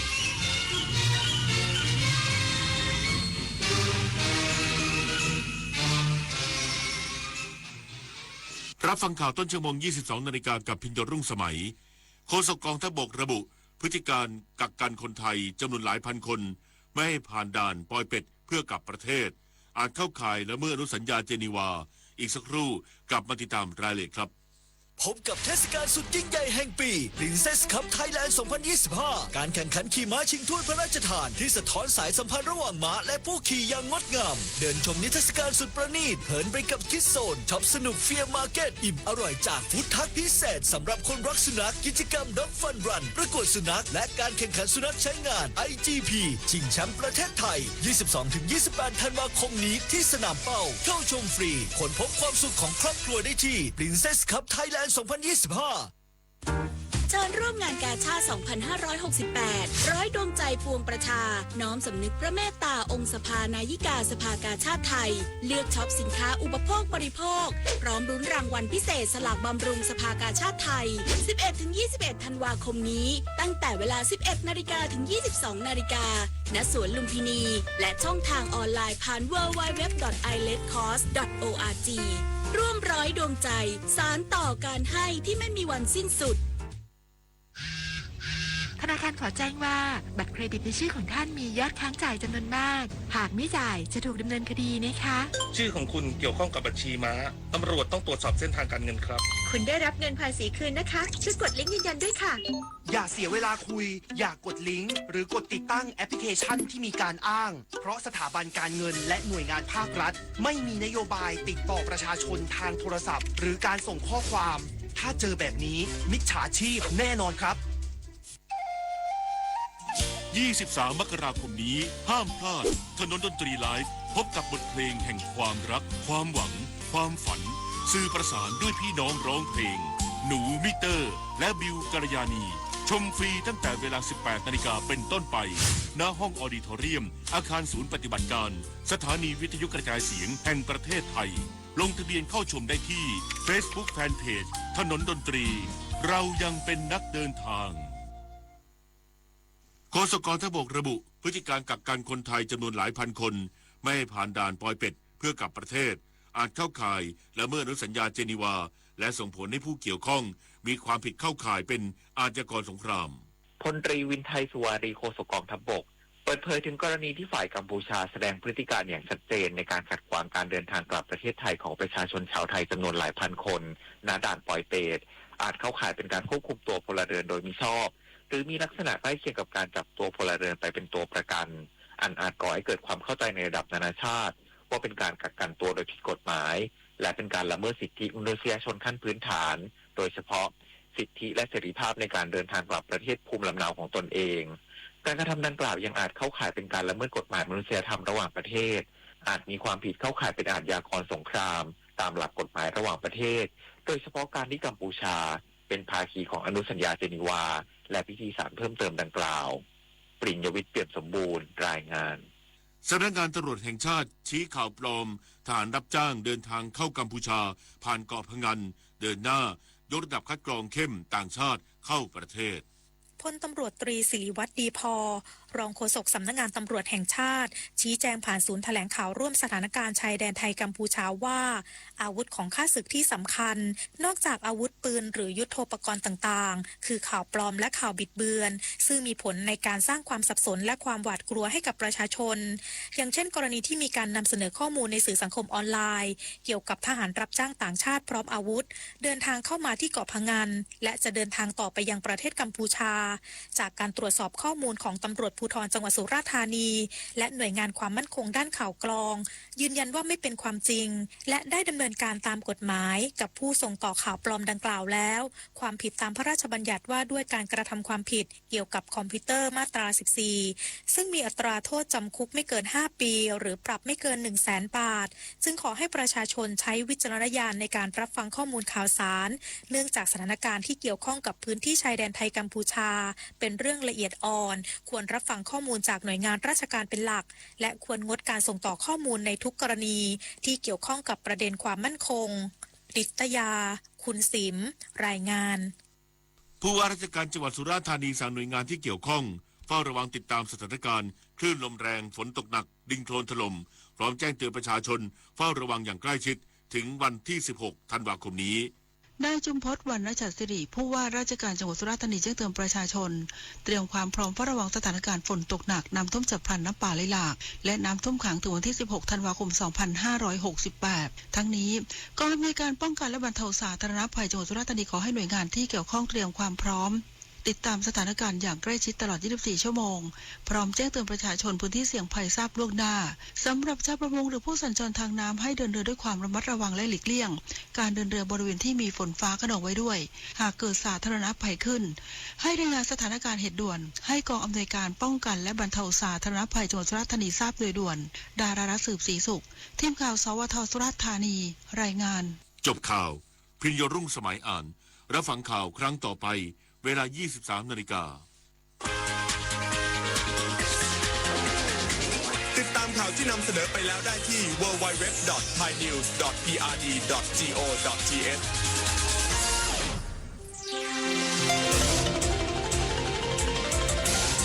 วิทยุแห่งประเทศไทย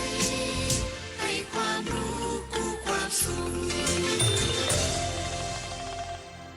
ถนนสายนี้มีเสียงดนตรีขับกล่อมปลอบขวัญเป็นเสียงของความสัมพันธ์เป็นสื่อความฝันของมีประการถนนสายนี้มีเสียงเสรีของการสื่อสารเป็นกระบอกเสียงเพลงตำนานผู้ร้องคำขานเสียงเพลงที่ดีบอกกล่าวถึงความเป็นไปในสังคมไทยในยุควันนี้เป็นสื่อกลางสังคมเสรีให้คนชั้นมีสิทธิเท่าเทียมถนนดนตรีเป็นสื่อเสรีให้กับมวลชนถนนดนตรีเป็นสื่อเสรีให้กับมวลชน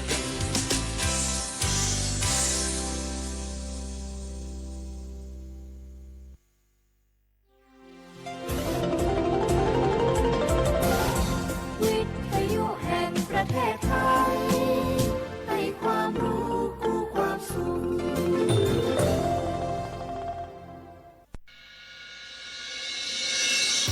สถานีวิทยุกระจายเสียงแห่งประเทศไทยจังหวัดเชียงใหม่ AM 1476 กิโลเฮิรตซ์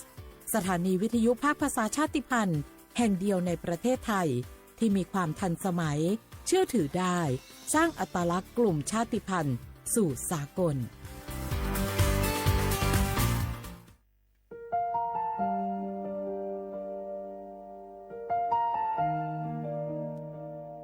ขอน้อมเกล้าถวายอาลัย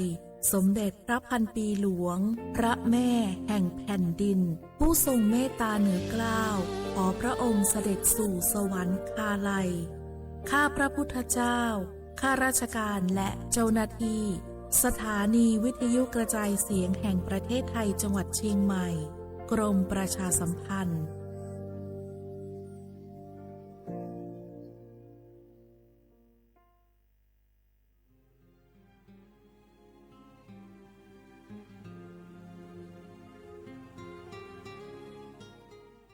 This is a moment of profound grief for the Kingdom of Thailand.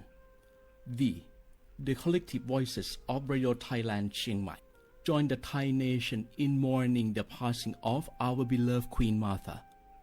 Her Majesty Queen Sirikit. Her life was a testament to the unwavering service, grace, and deep love for the Thai people. Our humble condolences and thoughts are with His Majesty the King, the royal family, and all the Thai people during this deeply sorrowful time. We will remember her forever.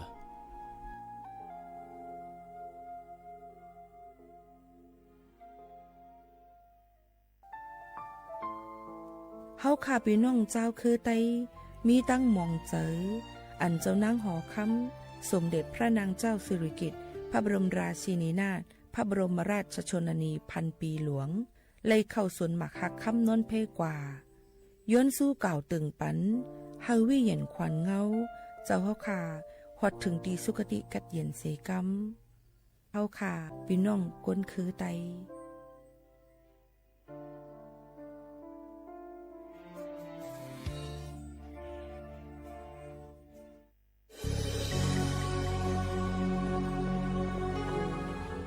เกิดเป็นคนไทยเติบโตบนผืนแผ่นดินไทยจงภูมิใจในความเป็นไทยชาติไทยเรานั้นนับเป็นชาติที่มีความเป็นมาเก่าแก่ยาวนานเรามีภาษาวัฒนธรรมและมีสิ่งต่างๆที่เป็นเอกลักษณ์ให้เราได้ภาคภูมิใจในความเป็นคนไทยเราควรเห็นคุณค่าและมีความรักชาติหวงแหนแผ่นดินอันเป็นมรดกของบรรพชน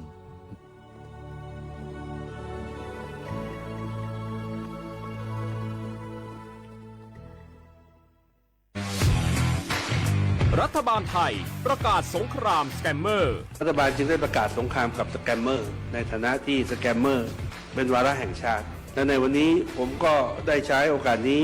มารายงานความคืบหน้าและเน้นย้ำถึงสิ่งที่เราต้องร่วมกันทำต่อไปรัฐบาลได้จัดตั้งคณะกรรมการอำนวยการป้องกันและปราบปรามอาชญากรรมทางเทคโนโลยีขึ้นมาโดยมีผมเป็นประธานด้วยตนเองเพื่อให้ทุกหน่วยงานทำงานไปในทิศทางเดียวกันเราได้มีการลงนามบันทึกความเข้าใจระหว่าง 15 หน่วยงานหลักทั้งภาครัฐและภาคเอกชนตลอดจนสถาบันการเงินเพื่ออุดช่องโหว่ทางการเงินและตัดเส้นทางเงินของกระบวนการอาชญากรรมเหล่านี้ให้สิ้นซากรวมพลังคนไทยต้านภัยสแกมเมอร์นายอนุทินชาญวีรกูลนายกรัฐมนตรี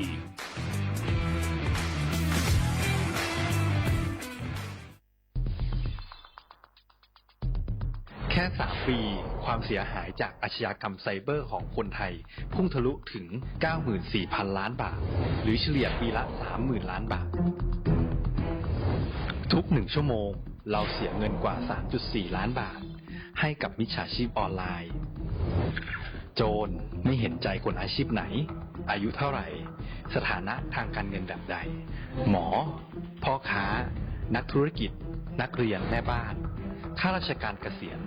ทุกคนตกเป็นเหยื่อได้เสมอและวันหนึ่งอาจเป็นคุณหรือคนที่คุณรักเพราะจุดอ่อนร่วมของเหยื่อคือความเร่งรีบขาดสติหรือแม้แต่บางครั้งก็เกิดความโลภจนเกินไปอย่าปล่อยให้การกดคลิกเดียวลิงก์เดียวทำให้โจรยิ้มกว้างวันนี้ถึงเวลาแล้วที่คนไทยทุกคนจะต้องร่วมมือกันสร้างภูมิคุ้มกันอาชญากรรมไซเบอร์ช่วยกันหยุดก่อนที่ภัยไซเบอร์จะทำให้คนที่คุณรักและตัวคุณเองกลายเป็นเหยื่อ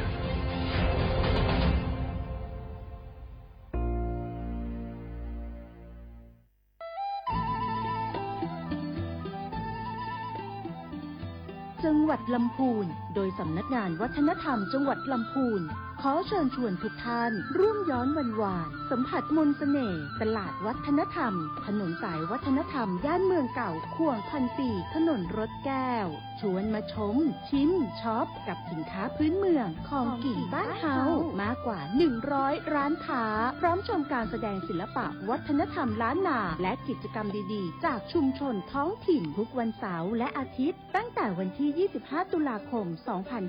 2568ถึง4มกราคม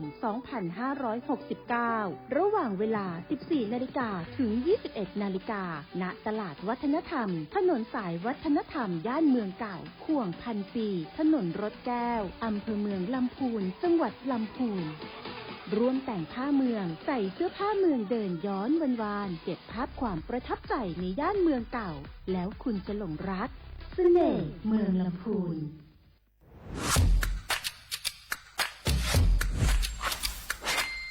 กลับมาแล้ววันนี้กับโครงการคนละครึ่ง plus รัฐออกครึ่งประชาชนออกครึ่งช่วยเศรษฐกิจไทยหมุนเวียนเติบโตถ้าเราช่วยกัน plus ต่อยอดให้เศรษฐกิจไทยเติบโตอย่างยั่งยืนด้วย5 plus plus ที่ 1 เพิ่มช่วงอายุผู้เข้าร่วมโครงการจาก18ปีเป็น16ปีplus ที่ 2 เพิ่มวงเงินใช้จ่ายจาก150 บาทเป็น200 บาทเพิ่มพลังซื้อของประชาชนเพื่อกระตุ้นการหมุนเวียนในระบบเศรษฐกิจฐานรากลดภาระค่าครองชีพ plus ที่ 3 เพิ่มสิทธิพิเศษด้วยการดูแลผู้ที่อยู่ในระบบภาษีให้ได้รับสิทธิพิเศษมากขึ้นเพื่อสร้างแรงจูงใจให้ทุกคนร่วมอยู่ในระบบอย่างโปร่งใส plus ที่ 4 เพิ่มโอกาสให้นิติบุคคลขนาดเล็กเข้าร่วมได้ให้ธุรกิจเติบโตเป็นกำลังสำคัญของเศรษฐกิจไทย plus ที่ 5 เพิ่มทักษะใหม่เพื่อพัฒนาให้ร้านค้านำความรู้ใหม่ๆมาช่วยเพิ่มยอดขายลดต้นทุนเรียนรู้เติบโตและปรับตัวไปกับเทคโนโลยีใหม่เพื่อสร้างเศรษฐกิจที่แข็งแกร่งจากคนละครึ่งสู่คนละครึ่ง plus ไม่ว่าจะสั่งข้าวคนละจานชาเขียวคนละแก้วขนมเค้กคนละชิ้นหรือหลายๆชิ้นก็ใช้ส่วนลดได้ทันทีสูงสุดวันละ200 บาทแถมใช้กับฟู้ดเดลิเวอรี่ก็ยังได้สำหรับประชาชนไทยอายุ16ปีเป็นต้นไปสมัครรับสิทธิ์ผ่านแอปพลิเคชันเป๋าตังวันที่ 20-26 ตุลาคม 2568สำหรับร้านค้าที่สนใจร่วมโครงการสมัครได้ผ่านแอปถุงเงินวันที่ 15 ตุลาคมถึง 19 ธันวาคม 2568 แล้วเตรียมพร้อมรับลูกค้าจากทั่วประเทศเพราะนี่คือโครงการที่คนไทยทุกคนช่วยกัน plus เพื่อให้เศรษฐกิจไทยโตไปพร้อมกันโครงการคนละครึ่ง plus ดำเนินการภายใต้เป้าหมายที่ชัดเจนของรัฐบาลในความต้องการกระตุ้นเศรษฐกิจลดภาระค่าครองชีพให้ประชาชนและยกระดับศักยภาพผู้ประกอบการไทยให้พร้อมในยุคดิจิทัลโดยยังคงยึดหลักความโปร่งใสตรวจสอบได้และป้องกันการใช้สิทธิที่ผิดวัตถุประสงค์คนละครึ่ง plus เพิ่มพลังเศรษฐกิจไทยพร้อมโตไปด้วยกัน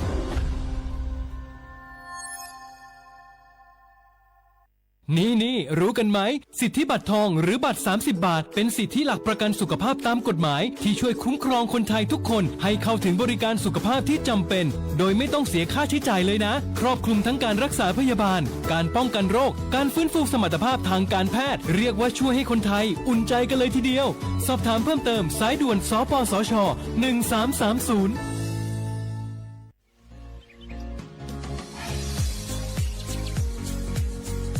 จ้ำหนังเปิงมติครม.มือวันที่29เดือนธันวาคม2568ปากไป67เฮาฮิปเน็ตแกลิดปัญหาสถานะและสัญชาติคนอันอยู่ตั้งเมืองจึงไทยจอมมาตรา17นั่นตอนตาพี่น้องเฮาเขาอันเข้ามาอยู่ตั้งเมืองไทยหึงนั้นและมีไว้เข้าจอมเปิงเฮากว่ายืนย้อนสถานะต่างดาวเขาเมืองถูกแม่นจอมเปิงไล่ตอนตาลูกอ่อนอันเกิดตั้งเมืองจึงไทยมีอำนั้นก็แม่มีไว้ทะเบียนประวัติบุคคลไม่มีสถานะทางทะเบียนอำนั้นไว้10ปีถูกแม่นยาวในจึงเฮากะยืนย้อนสัญชาติไทยจอมหนังมาตรา7ทวีไลพออยู่ตั้งกรุงเทพมหานครกว่ายืนไลตีสำนักบริหารการทะเบียนกรมการปกครองพออยู่ตั้งต่างเจตวันในจึงกว่ายืนไลจอมหนังวัดไว้อันเปิ้นออกปันเฮาคานั่นเข้าย้ำเหตุการณ์จอมหนังหลวงปองจึงต่อพอถึงวันที่29เดือน6 25ปากไป69ค่ะ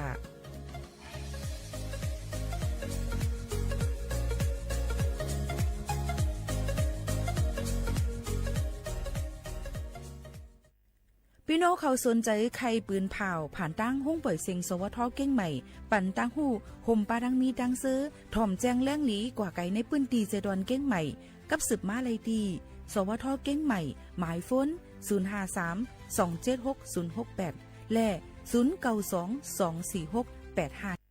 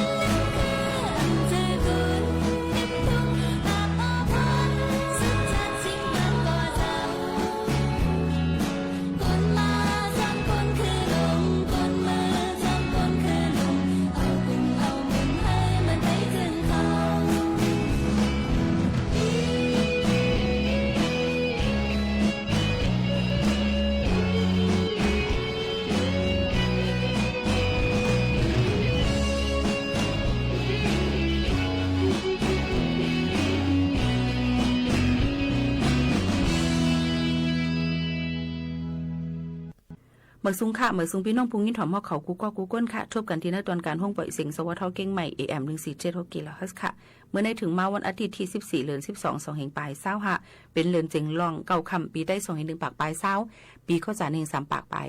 87คู่อยู่จอมข่าวผู้ปืนเผาและผู้จัดรายการหมู่ข่าวนวลสุภาวันเชื้อสารวินปืนปล่อยเสียงอองดี49เส้นตั้งประชาสัมพันธ์จางการวิ่งเก่งใหม่50100พบทบจอมปีน้อเขาหับถ่อมจำกันดีในอมาได้เป็นตั้งเรดิโอออมลุ้มอมาได้เป็นตั้งแฟนเพจ Facebook สวทเก่งใหม่ AM 1476 กิโลเฮิรตซ์ค่ะตอนด่าวันอาทิตย์จังไหนเนี่ยค่ะพี่น้องเขาก็ได้เลยลือกันโยก็ว่ามั่งยินถ่อมในจึงอย่าลืมค่ะรู้ล้อมด้วยถึงในมุมหอเฮือนเฮาค่ะปันน้องตั้งอุ่นอกอุ่นตัวอุ่นใจกันซิกว่าอะไรไปเลยก็ให้รถเพียเขียนกันกูก็กูกันค่ะหรือก็ลือใจถ่อมด้วยอันทางเฮียนฝากตอนจุดถึงปอมให้พี่น้องเฮาเขาก่อนเมื่อในดีมีป้าดังธรรมตราค่ะนะไปสึกยินถ่อมด้วยอย่านำเสียคำค่ะ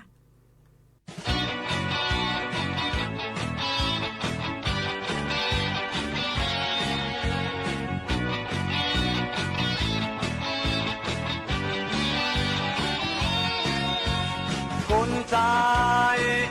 ยามมือตีเชียงตังเฮยพอเขียมต้นมืออันเก่าคันเธอตัวมาดีมือเป็นที่เดียวเปลี่ยนเพิ่มมาใน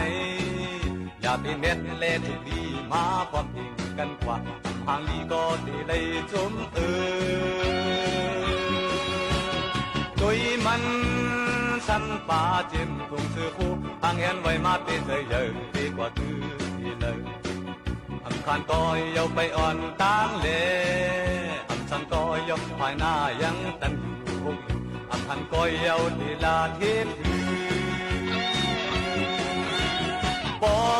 ยังอ่านให้ง่ายเสือง่ายคอเอาจงกันกว่าคนใจเตตังสื่อภายหน้าคุยเพื่อมีคุณคนไว้เนื้อมากันเสือจนถึงปีตาดีแคมเลียบกินคุณเฮานังตีสุกสักสังเกียวปัดผู้ภัยเตรียมคุณนั้นตีไปตั้งเลยกุนใจ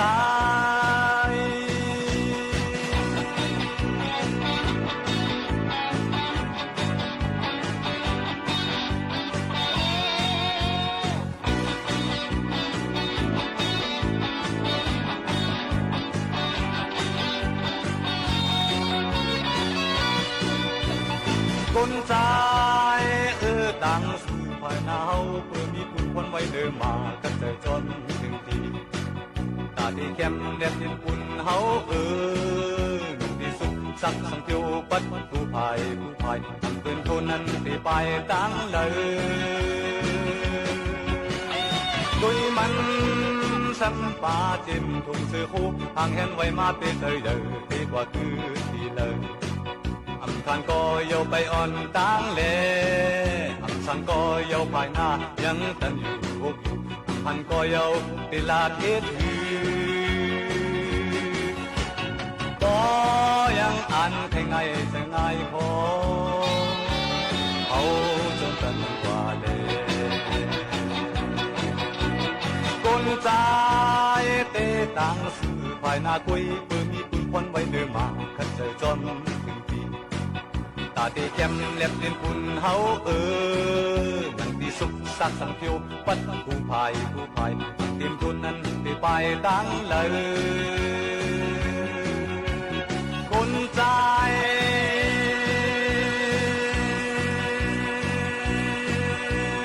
มีน้ำกับแก้ม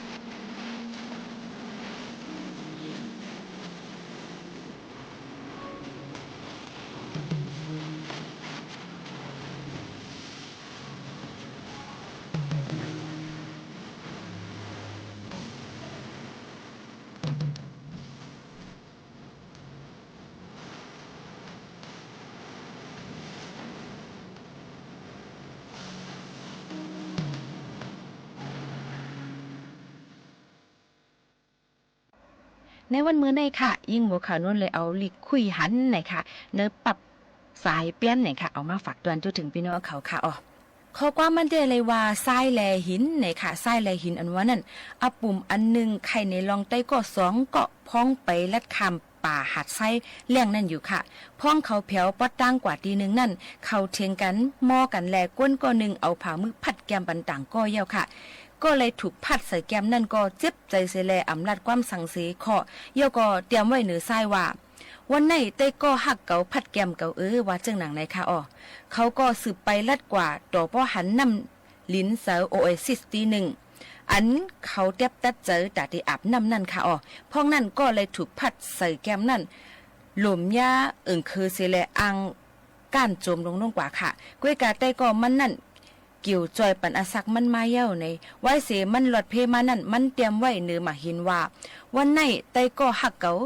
เกี่ยวจอยอาศักเกาในอยู่เย้าค่ะไตก็หลีก็พัดแกมมันแลจอยอาศักมันนั่นถามว่าไว้เกาเฮ็ดเฮอสู่เจี๊ยบเจอนั่นสู่เตรียมไม้ไว้เนื้อซ้ายดอเหลียวสู่ซ้ำเตรียมไว้เนื้อหินในกอบสังไตก็นั่นขึ้นตอบว่ายามสีก็เฮ็ดให้เฮาเจ็บใจนั่นเฮาถูกลีเลเตรียมไว้เนื้อซ้ายอันซ้ายล่มหมอลดวางเขานั่นสิเตหมดหายหลาย8กว่านั่นค่ะอ๋อในก้วยกะย้ำสิก็เฮ็ดให้หลีต่อเฮานั่นเฮาตักเตไลแคกใส่เนื้อหมักหินตีล่มอ่ำหมดหายเลยนั่นใน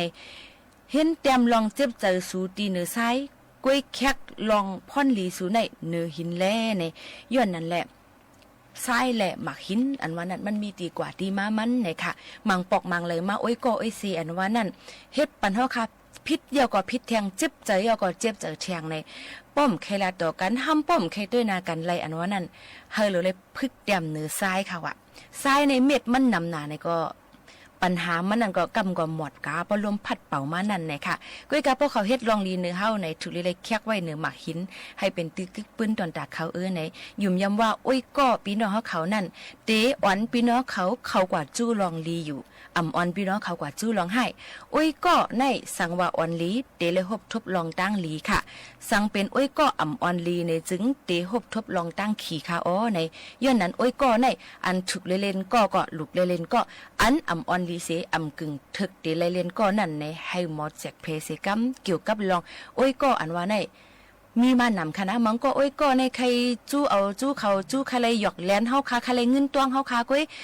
ยองเฮาค่ะอ้ามเฮาค่ะให้นั้นพวกเขาเลยเงินกว่าเขามาขาดซื้อเฮาค่ะอ๋อยก็โอ้ยก็มังก็ในเอาโคของอันนำลีมาปั่นเฮาค่ะจิ้มด้วยไรกินด้วยแลในเฮ็ดแล้วค่ะเป็นผู้ให้จ้ากว่าเขาก็ซ้ำเลยกินจ้อมอยู่ตาเขาได้ซื้อกินนั่นเขามาอ่อนแทงก้อให้กว่าซื้อกินจ้อมกันนี่ในออกเขานั่นค่ะนะไก่เป็นเจ้าหนังนั้นเนี่ยค่ะย้อนนั้นแหละโอ้ยก็อันว่าใน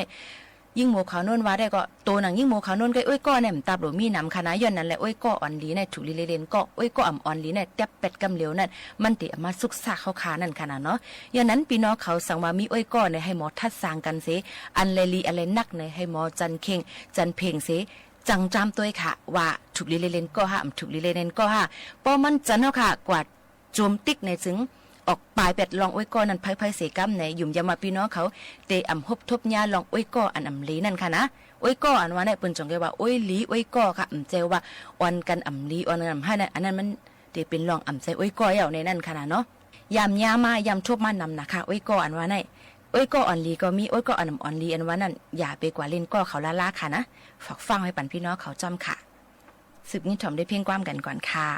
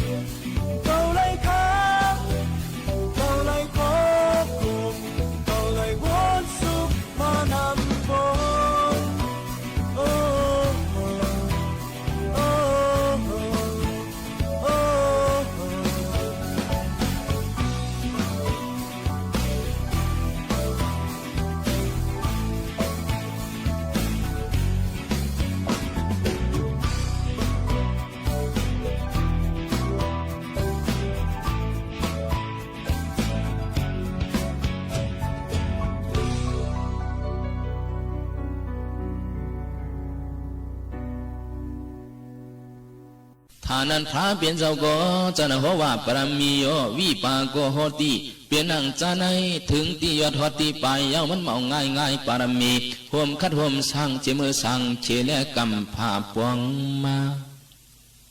ถึงมาปานันเป็นตั้งเวสันตราจาก้าพีจวนสองมวนมีนางพวเลยผัดกันยันก้ากว่าบันเข้าเป็นหมนสงพระจังจุจาสังทับมายาวจังได้เป็นอันถึงจอมไปเที่ยวอภิตังลงตะเลยปงเสคือผีคือกวนอำเลยขึ้นหายขึ้นมวนซ้ำสองขาตั้งปีเจ้าดักไข่ลาดปานจานเวสันตราหลวงเจ้าเอาเปลี่ยนตั้งหลู่จุนจากก้าพวเลยยันฟังลืมปีเมืองเจ้าหอคำมือสั่งเนไม่เสียนลำนั้นยาวเข้าเป็นหลายวังกำปาหลายวังกำปาพอมิลุกในมือภาวนาไว้กะหากินโอจามักไม่มักตอกยังเลยเอาเปลี่ยนจากการนั่งเจ้าถอดปียังเลยยันกั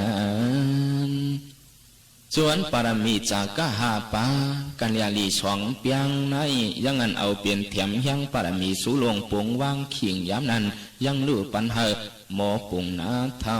นั้นยาวนายเล่เป็นอังมือนั้นยังมีเมืองหลงหงหางสัตตังหลังไก่โหโหโตดวนกวนสวนสัตว์ปอตันปกตังอิงทองเมืองเจ้าเข้าจื้อจีตุกตราสายยาเมืองมนเมืองเปียวหอนอปกตังยังเปืองทองเสือสวงลองมาบปานกาบสิงเสีย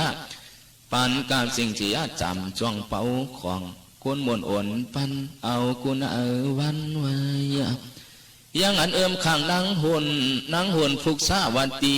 ลีโนเปียววังฟุงกวางนั้นยานปิกมันนั้นกูมือห่อสองปวงทับน้ำมุนจังว่าอูเมืองไกวสายใจเมืองไกวเลี้ยงเสียงเสียงเสียงกวางกวนปวงกินตันเมืองเมืองจานทานเป็นสตังข่าวนั้นอ่อนกวนสุไหลเต้าพอตันฟุงปวกฟุงเมาไว้จังตักเมืองเจ้าจีตุกตราอันวันในยามนั้นปานคนสิ่งจียาเศร้าในโหเสียง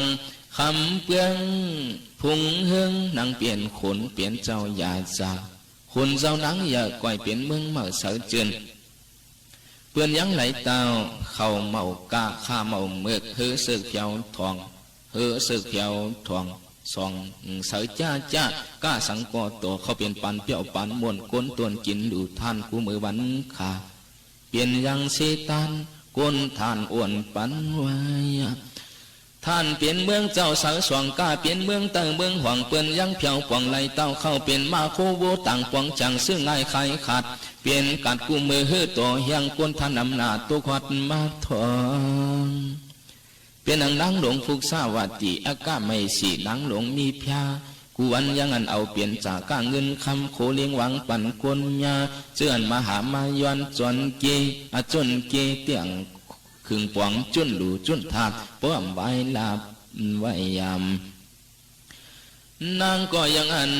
จ้างเปื่อนปวงเฮ็ดจะรอบสาละหกหลังก้นกามาขายมาถังมาเศร้าเมืองไก่เมืองยาวนั่นตุกทองมาลือโคยาจะรอบจะตู้ตีสาสีนาเวียงสีหลังกลางมันสองหลังจะรอบจะตู้ติซาเอาเป็นรองตาหน้าจากก้าพทานสีชาทันฮือสังวางจำหิมตั้งไว้เนาะนางก็ยังอันสูดดวงพัฒนาเขาเลยปลุกตาลูกทอดลูกเมียดจีจัดกำผ่านนั้นเสียงฮอดเองตามเมืองเสียงจ้าผีท่านั้นขนงเสียกยายังอันตุยมาคงกลางหางหลอยปอดจันหันการนางหลวงพุกสาวัตีเมืองจีตุกตราสัทธาปังสันสีสูเตืองย้อนโลกในยามเสียกยาก็จะนำมือปังอลวงเตียนอาตุกสีตาเมืองคำยามนั้นหันลวงมือปวงหมุนตั้งตันกุนจันหลองตังนี่ปวงสร้างปารมีหันมือตีมือตั้งปฏิสันติเข้าเป็นไม่อีปวมีกุจารกุภาวะเมืองจีตุกตรานั้นเอกกะไม่สีเปลี่ยนเวลาปาลายจันลายขามายท่านั้นหลวงเจ้าก็จะน่ะหับปั้นหมวกยาคุณเจ้าเองตานั้นพอท่านหลวงตั้งกับภาวกันตีหันโคพุกสาวัตีที่อันจ้อยนางหลวงท่านั้นวิ่งเย็นควันคิงอหลวงเปียงเสเมืองผีมาเศร้ากงตัวนางเมืองห่อเสียงอยู่วังปวงต้องเมวายามท ฐานนางหลงมีพยาก็หูยาวปฏิสันติมาติมาเศร้าหนังโตข่าวโมยิงนางยังอันหันเสือสังวังกาตังหลงตุหังขันธายังอันจ้าไม่มีเจ็บไขโยกะยังอันกัดเย็นจำสาปังจึนก้นแน่ขึ้นสว่างนางจึงนำหน้าเย็นไว้มันยังมีพิสันฐานนั้นก็ยังเอาเป็นตาหน้าจากกาเป็นซื้อผ้าคู่เงินคำยังต้มอย่างต้ยืนศรัทธาเจรนากูเมื่อไรถ้าเอากูวันปานจึงจิงฟุ้งนางเปลี่ยนเหียงยังอ่อนกันเศร้าในหอเสียงหอคำวันยามแก่นยังยินปังเสือจืนทางห้างไว้ฐานนั้นวันหนึ่งเลยวันหนึ่งคือคุณเจ้าสิงจียาโกยังได้หันนางลงพักลาปามันปันสุปันเงินคำห้ำพีไหลเปิดปานลุมลาฐานโปกวนปานสว่างลิสาฐานนั้นป้วนถึงมาเก้าเลือนจำสูนางก็ยังเจอปวงอู้เย็นเคเลียนนั้นเหมือนห่างตักซ้ำเปียวซาอันที่เจอขอในวะนางก็ยังจั่วจึงจริงอย่าหาปากนั้นท่านั้นตั้งกวนเลียนอู้เย็นส่วนโคมกยาปันป่าอันที่เนสนท่านั้นจะเนวันกันดวงยันเนโหเนนั้นเนวังนางลายเปลี่ยนฝงเปลี่ยนเจออ่อนกันฝาเฟือท่านโปเตกนั้นอ่อนยงไว้ยาวจางตะวันกันเมื่อถึงจะลบสาลาตันกลางนางก็ยังเนื้อตัวหนึ่งมาตะขโมยฟ้านันยาส่วนปฏิสันทีจังดังเวขึ้นจะลบจึงจิงปันหัวกว่าปันปฏิสันทีนั้นกีทวนพอทานจำเจตุกผักยันมาเนื้อวางสาลานาเนื้อยาเมื่อหลวงเจ้าพอเกิดหันหน้าทานนั้นอันเป็นจังจึนเมโตยังออกมาเกิดลูกนังเลอันวางคนลายเกิดมายังเป็นตั้งจ้างผึกขนขาวสูปูเงาถูเปลี่ยนเปียววังเวียงเขียงย้ำนานยังไปเข้าหน้าเถื่อนกว่ามือไก่เป็นลูกไว้ยามจ้างผึกนั้นเกิดมาตั้งบังสาหลวงเขาเป็นเขียงเดียวเปลี่ยนเปียววางเปลี่ยนตั้งตะคนโนโจพีปันคำเลียงเสียงเหล่าอันล่องเขาเปลี่ยนเงินคือสายจ้างฝึกมังกลาท่านั้นเปลี่ยนตั้งตัวเย็นตัวเงียตัวมีปลายเปียดยาวแก่นักเขาเปลี่ยนสันดานสากตานร้องมีดสัมภาคือกุมจอมมาไว้ท่านั้นจะนวันกันห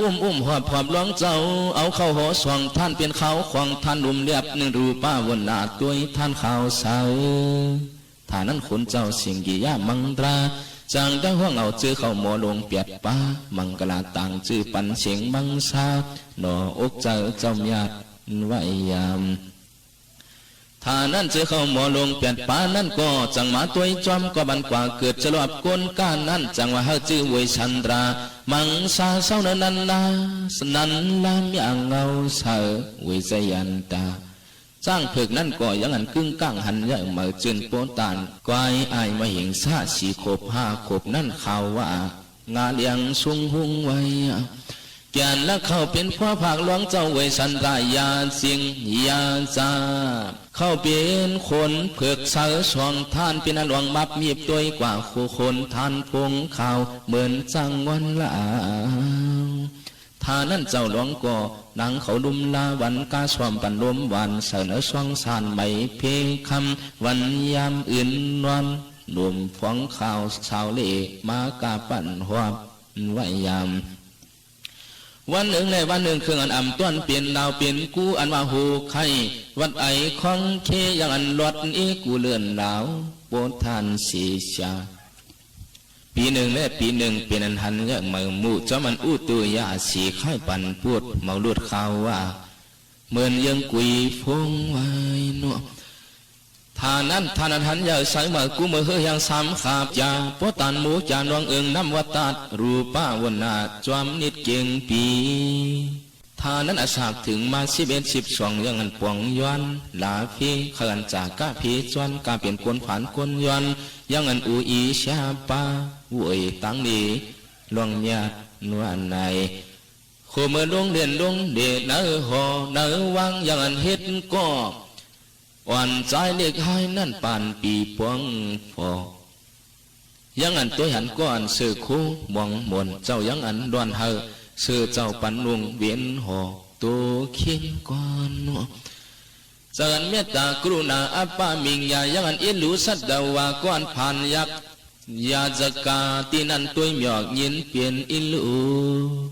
ถ้าเจียมเมือนเจ้าร้องเวสันราเกิดมานั้นท่านั้นสุราสปกาเมืองห้องเมืองจันยังอันเพียวมาวางปันเงินคำถูกนำจิ่งเสียงอูมาวางมาสากพทานปุ่มตราแม่ป่าตะลากไว้ยาวโปตานผลเงินผลคำวันยามเจ้าทวงท่านป้ามองอำไว้นายอันไหนเมียวซื้อโคท่านตัวดูพทานปุ่มตราท่านนั้นถึงเมื่ออาสากหลวงเจ้าเหยียบเข้า16ตกสู่ลาอูป้อเจ้าจังตักเจ้าเอาชันดามันมือยวนลูกเจ้าเมืองเขามันดริดยาจากเปลี่ยนจ้อยเสียงนางวานเขาเจอนางจ้อยมาตีกันแล้วเขา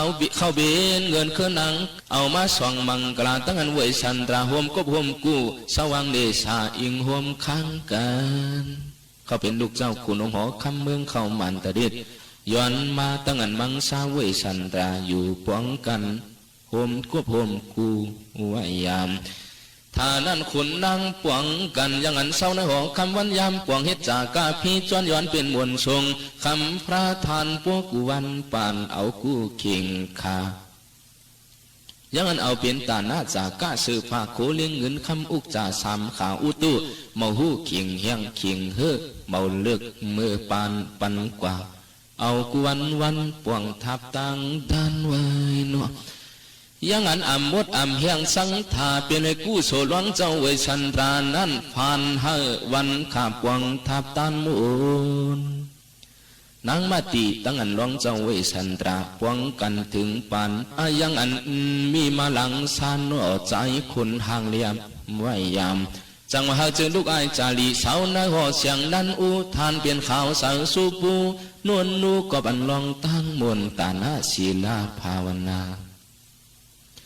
ยานกัน3 นี่ปีขาทานนั้นสมันมีเทียงก้อนหนึ่งเครื่องเปลี่ยนผู้หญิงอ่อนเสือจือกะเลียนนั้นทวนห่างสีชาสว่างโหลาวายยังอันเปลี่ยนตั้งปีน้องสองก็เข้าเป็นจาริกันนาเขาเป็นลูกเจ้าเวสันตรานั้นพดทานข่าวว่าเปลี่ยนกูตั้งสองมังปวกเจ้าหลวงยังอันห่างเครื่องจ้างฝึกงาเลี้ยงเหมือนเสียงเกตั้งอัน2 จับเนื้อปวงเสียงก้อนงาเตียงเครื่องปวงเลียนตัวมันเมืองเจ้าไว้ยำเจ้าเวสันตราก็ก้อยกาปวงมุนตั้งตานเยวันหูเสียนเงินคำพี่หำไหลเมียวโคเลียงปยังเปื่อนมาท่องปวงยืนเมียงกว่าจังว่าจวนเจ้าหลวงเวสันตราเกิดมาในท่านั้นมันเมืองตึงอยู่กัดเย็นช้ำสาอุกจากท่านดึงมักจีกุตีไลทาเปลี่ยนการคนเจ้าหลวงพระยาถึงมาข้าวันกระทรงนายงเดินห้องเดิน7ท่านั้นจ้างฝึกปุกงงเย้าห้องหุดตึงเป็นท่านเนื้อมันเมืองคุณท่านั้นท่านเปลี่ยนฝนหลงค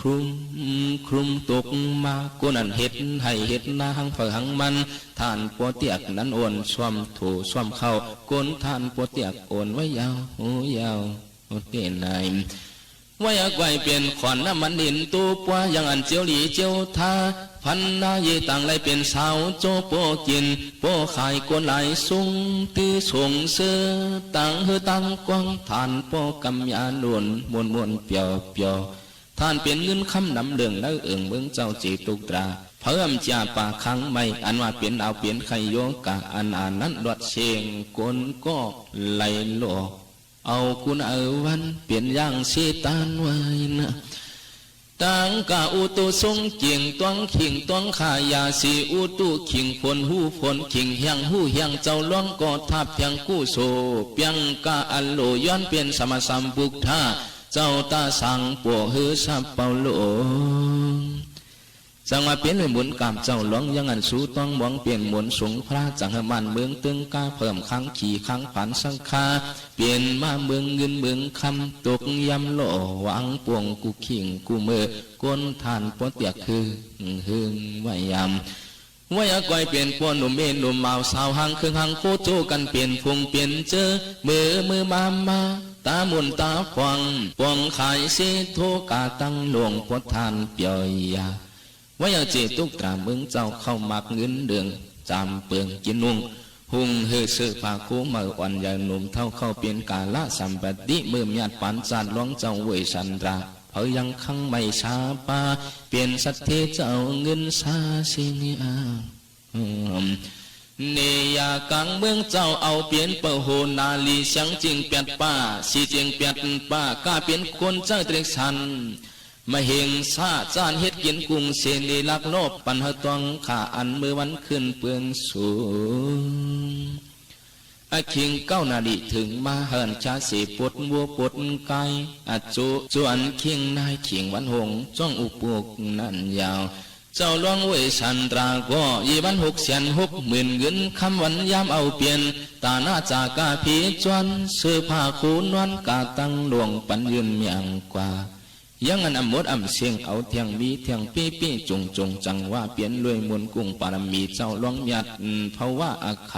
าปองทาผีจวนย้อนเลยเปลี่ยนพระมายท่านั้นหลวงเจ้าก้อยกาคุคนวนไหลอันลองตาหน้าจากาซื้อผางเงินคำโคลิงอุกจาในยังเปลี่ยนปะหีหน้าภายนอกขันทาปวงทับตันปันสังวามีตั้งก่อนดูขามเขาเลยเข้ากินตูตวนคิงว่าฐานนั้นคิงเก่าตักปวยจวนจ้าขามหัดหันดูเฮอมั่มปวดตับใส่อีกเก้ายาวนั่นจำจากนักเข้าเปลี่ยนตาหน้าจากาอิจตาเนื้อตัวอ่ำกวมเฮเปืองสั่งตั้งตายตั้งชุมท่านั้นเปลี่ยนมาลายปานายข้าหลวงพระวนจอมหลวงเปืองนั้นเจอเจียงตวงตาลุยยาท่านั้นท่านเป็นลิ้นสันหึกหักหาปากเจเมน้ำสมุตราท่านปั่นขึ้นเปลี่ยนทาลิ้นตวงตุมและตามดำมาเนาะท่านั้นเผอก็ท่านปอต้องตื่นเตียกนั้นขันว่าอิงสันเบื้องหวนเตียกต้นลายท่าไรเงี้ยเสียงอันยุคาเตวาพุงมาอากาเมนัดเยนัดสัตว์วนเตียกสาธุจำปุติปาเจียมที่กลางหาวเสียงท่านปอนั้นสาวเผอก็อำหันจังว่าก็บันดวงเจ้าเวสันตราเขาลู่ขันถาตวนตูหูเจ้ามั่มตับตั้งหลวงเขาวังปวงเขาปวงวังตันกลางเจ้าเนื้อข้อจำปวงเอาเขาลู่ตูห่างจังเฮเสียงสาธุท่านโมเตียกสร้างไว้ยาม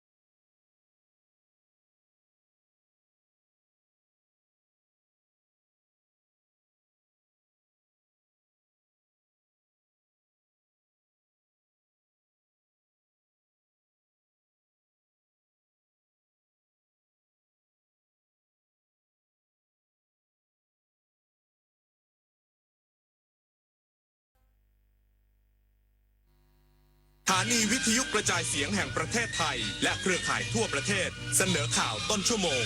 รู้เร็วรู้จริงเกาะติดทุกสถานการณ์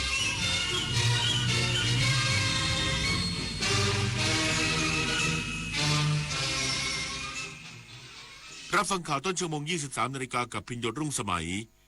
เขตรักษาพันธุ์สัตว์ป่าเขาบรรทัดประกาศเปิดพื้นที่น้ำตกวังสายทองจังหวัดสตูลหลังสถานการณ์ทุกภัยในพื้นที่คลี่คลายอีกสักครู่กลับมาติดตามรายละเอียดครับเชิญร่วมงานกาชาติ 2568 ร้อยดวงใจปวงประชาน้อมสำนึกพระเมตตาองค์สภานายิกาสภากาชาติไทยเลือกช็อปสินค้าอุปโภคบริโภคพร้อมรุ้นรางวัลพิเศษสลากบำรุงสภากาชาติไทย 11-21 ธันวาคมนี้ตั้งแต่เวลา 11 นาฬิกาถึง 22 นาฬิกาณสวนลุมพินีและช่องทางออนไลน์ผ่าน www.iletcost.org ร่วมร้อยดวงใจสานต่อการให้ที่ไม่มีวันสิ้นสุดสุขภาพดีเริ่มตั้งแต่วันนี้โดยเฉพาะผู้สูงอายุแค่ลุกขยับวันละนิดเดินช้าๆแต่สม่ำเสมออย่าเครียดเลือกกินให้ถูกหลักพักผ่อนให้เพียงพอที่สำคัญต้องไม่ลืมตรวจสุขภาพประจำทุกๆปีเพราะการใส่ใจดูแลเล็กๆเหล่านี้ช่วยให้ผู้สูงอายุมีสุขภาพจิตที่สดใสสุขภาพกายที่แข็งแรงมาร่วมกันทำให้ทุกวันมีคุณภาพมากขึ้นด้วยการดูแลสุขภาพกันในวันนี้เพื่อให้พรุ่งนี้ท่านยิ้มกันได้อย่างเต็มที่ปฏิบัติการ Re-X-Ray เริ่มแล้วทั่วประเทศค้นหาผู้เสพเข้ารับการบำบัดและล่าผู้ค้ายาเสพติดให้หมดสิ้นจากทุกพื้นที่ร่วมเป็นหูเป็นตาไม่ปกป้องคนผิดเพราะความร่วมมือของเราคือกำแพงสำคัญในการป้องกันพบเบาะแสยาเสพติดหรือเจ้าหน้าที่รัฐเกี่ยวข้องแจ้งได้ที่สายด่วนปปส1386ร่วมกัน Re-X-Ray เพื่อสังคมไทยปลอดยาเสพติดไม่เสพไม่ขายไม่ทำลายอนาคตพบกับเทศกาลสุดยิ่งใหญ่แห่งปี Princess Cup Thailand 2025 การแข่งขันขี่ม้าชิงถ้วยพระราชทานที่สะท้อนสายสัมพันธ์ระหว่างม้าและผู้ขี่อย่างงดงามเดินชมนิทรรศการสุดประณีตเพลินไปกับคิดโซนช็อปสนุกเฟียร์มาร์เก็ตอิ่มอร่อยจากฟู้ดทัคพิเศษสำหรับคนรักสุนัขกิจกรรม Dog Fun Run ประกวดสุนัขและการแข่งขันสุนัขใช้งาน IGP ชิงแชมป์ประเทศไทย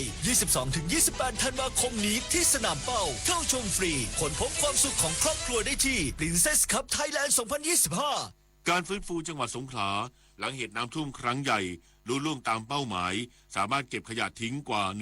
120,000 ตันส่งผลให้ชาวสงขลากลับมาใช้ชีวิตได้ตามปกตินายพระดอนปริศนานันทกุลรักษาการรัฐมนตรีประจำสำนักนายกรัฐมนตรีเปิดเผยถึงความคืบหน้าการฟื้นฟูและทำความสะอาดพื้นที่จังหวัดสงขลาหลังประสบอุทกภัยรุนแรงว่าขณะนี้ได้รับรายงานจากกองบัญชาการป้องกันและบรรเทาสาธารณภัยแห่งชาติส่วนหน้า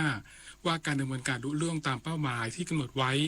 โดยได้มีการแบ่งกำลังการปฏิบัติงานเป็น4โซนได้แก่โซนที่1รับผิดชอบโดยหน่วยบัญชาการทหารพัฒนา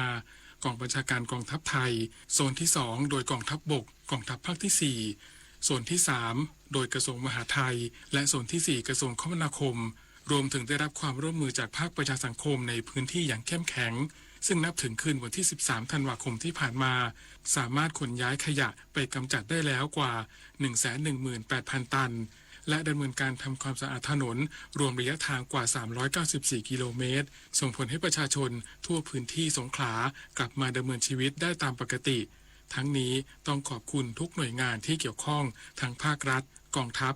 ภาคประชาสังคมตลอดจนประชาชนในพื้นที่ที่ร่วมแรงร่วมใจฟื้นฟูจังหวัดสงขลาอย่างเต็มที่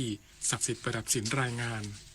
เขตรักษาพันธุ์สัตว์ป่าเขาบรรทัดประกาศเปิดพื้นที่น้ำตกวังสายทองจังหวัดสตูลหลังสถานการณ์ทุกภัยในพื้นที่คลี่คลายนายชุติพงศ์พลวัฒน์นักวิชาการป่าไม้ชำนาญการทำหน้าที่หัวหน้าเขตรักษาพันธุ์สัตว์ป่าเขาบรรทัดจังหวัดพัทลุงตรังสตูลและสงขลาเปิดเผยว่าขณะนี้เขตรักษาพันธุ์สัตว์ป่าเขาบรรทัดได้ออกประกาศเปิดแหล่งศึกษาธรรมชาติประเภทน้ำตกบริเวณน้ำตกวังสายทองอำเภอละงูจังหวัดสตูลเนื่องด้วยอยู่ในระหว่างการฟื้นฟูพื้นที่ที่ได้รับผลกระทบทางภัยพิบัติจากสถานการณ์ฝนตกหนักในพื้นที่ทำให้เกิดน้ำท่วมฉับพลันและน้ำป่าไหลหลากเพื่อความปลอดภัยแก่ผู้เข้ามา ศึกษาธรรมชาติในพื้นที่ดังกล่าวซึ่งในขณะนี้สถานการณ์ได้คลี่คลายลงแล้วเขตรักษาพันธุ์สัตว์ป่าเขาบรรทัดจึงขอประกาศเปิดแหล่งท่องเที่ยวน้ำตกวังสายทองตั้งแต่บัดนี้เป็นต้นไปยกเว้นถ้ำภูผาเพชรซึ่งยังอยู่ระหว่างการฟื้นฟูพื้นที่จากผลกระทบทางภัยพิบัติโดยให้นักท่องเที่ยวปฏิบัติตามคำแนะนำของเจ้าหน้าที่อย่างเคร่งครัดด้วยอมรรัตน์ จันทร์พริมสวทสตูลรายงานกรมอุตุนิยมวิทยาเปิดเผยในช่วงวันที่ 14 ถึง 16 ธันวาคมนี้ประเทศไทยตอนบนจะมีอากาศหนาวเย็นลงกับมีลมแรงโดยภาคตะวันออกเฉียงเหนืออุณหภูมิจะลดลง 3-5 องศาเซลเซียสส่วนภาคเหนือภาคกลางและภาคตะวันออกอุณหภูมิจะลดลง 2-4 องศาเซลเซียสนางสาวสุกัญญานียะวินชาญอธิบดีกรมอุตุนิยมวิทยาเปิดเผยว่าในช่วงวันที่ 14 ถึง 16 ธันวาคมนี้ประเทศไทยตอนบนจะมีอากาศหนาวเย็นลงกับมีลมแรงโดยภาคตะวันออกเฉียงเหนืออุณหภูมิจะลดลง 3-5 องศาเซลเซียสส่วนภาคเหนือภาคกลางและภาคตะวันออกอุณหภูมิจะลดลง 2-4 องศาเซลเซียสเนื่องจากบริเวณความกดอากาศสูงหรือมวลอากาศเย็นระลอกใหม่จากประเทศจีนจะแผ่ลงมาปกคลุมประเทศไทยตอนบนส่วนภาคใต้ระวังอันตรายจากฝนตกหนักถึงหนักมากและฝนที่ตกสะสมซึ่งอาจทำให้เกิดน้ำท่วมฉับพลันและน้ำป่าไหลหลากโดยเฉพาะพื้นที่ลาดเชิงเขาใกล้ทางน้ำไหลผ่านและพื้นที่ลุ่มสำหรับภาคใต้ตอนล่างยังคงมีฝนตกหนักหลายพื้นที่อย่างต่อเนื่องบริเวณจังหวัดนครศรีธรรมราชพัทลุงสงขลาปัตตานียะลาและนาราธิวาสเนื่องจากมรสุมตะวันออกเฉียงเหนือที่พัดปกคลุมอ่าวไทยและภาคใต้จะมีกำลังแรงขึ้นขอให้ชาวเรือบริเวณอ่าวไทยและทะเลอันดามันเดินเรือด้วยความระมัดระวังและหลีกเลี่ยงการเดินเรือในบริเวณที่มีฝนฟ้าคะนองส่วนเรือเล็กบริเวณอ่าวไทยตอนล่างควรงดออกจากฝั่งในช่วงวันที่ 14 ถึง 16 ธันวาคมนี้ไว้ด้วยจบข่าวพินโยรุ่งสมัยอ่านรับฟังข่าวครั้งต่อไปเวลา 6 นาฬิกาติดตามข่าวที่นำเสนอไปแล้วได้ที่ www.thainews.prd.go.th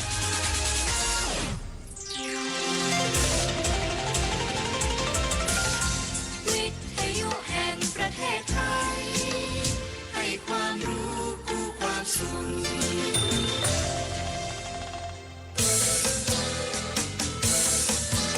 เรื่องราวในโลกดนตรี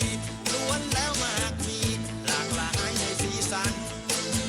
เรื่องราวในโลกดนตรีล้วนแล้วมากมีหลากหลายในสีสันเส้นทางศิลปินสายนั้นเป็นเส้นทางสืบทอดมายาวนานเป็นเส้นทางสายส่องแห่งดวงตะวันผูกสัมพันธ์สุดซึ้งถึงผู้คน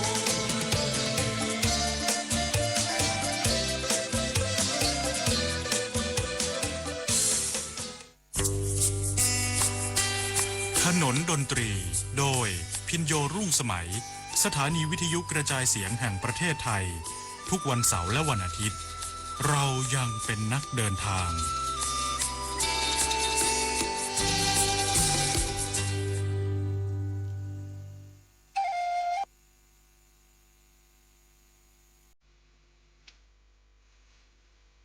23 มกราคมนี้ห้ามพลาดถนนดนตรีไลฟ์พบกับบทเพลงแห่งความรักความหวังความฝันสื่อประสานด้วยพี่น้องร้องเพลงหนูมิเตอร์และบิวกัลยาณีชมฟรีตั้งแต่เวลา 18 นาฬิกาเป็นต้นไปณห้องออดิโทเรียมอาคารศูนย์ปฏิบัติการสถานีวิทยุกระจายเสียงแห่งประเทศไทยลงทะเบียนเข้าชมได้ที่ Facebook Fanpage ถนนดนตรีเรายังเป็นนักเดินทาง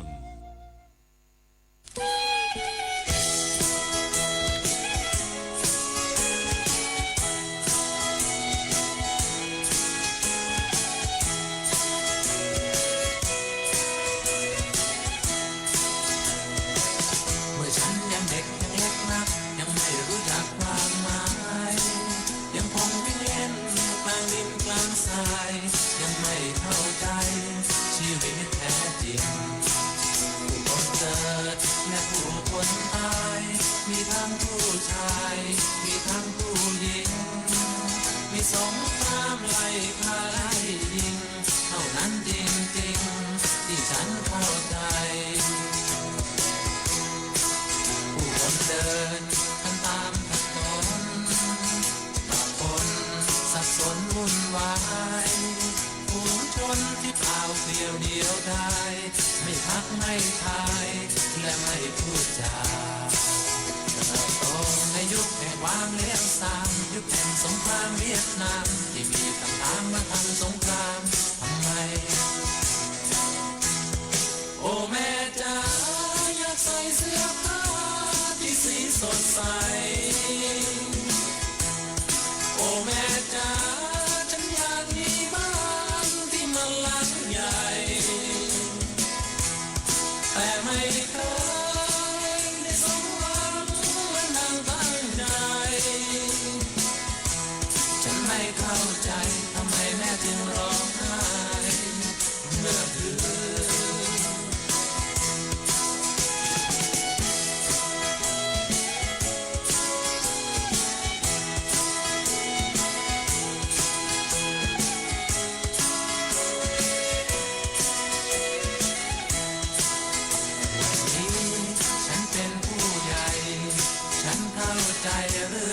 เคยสับสนรู้ซึ้งถึงความรวยความจนชีวิตของผู้คนที่สับสนวุ่นวายโอ้แม่จ๋าอยากใส่เสื้อผ้าที่สีสดใสโอ้แม่จ๋าฉันอยากมีบ้านที่มันหลังใหญ่แต่ไม่เคย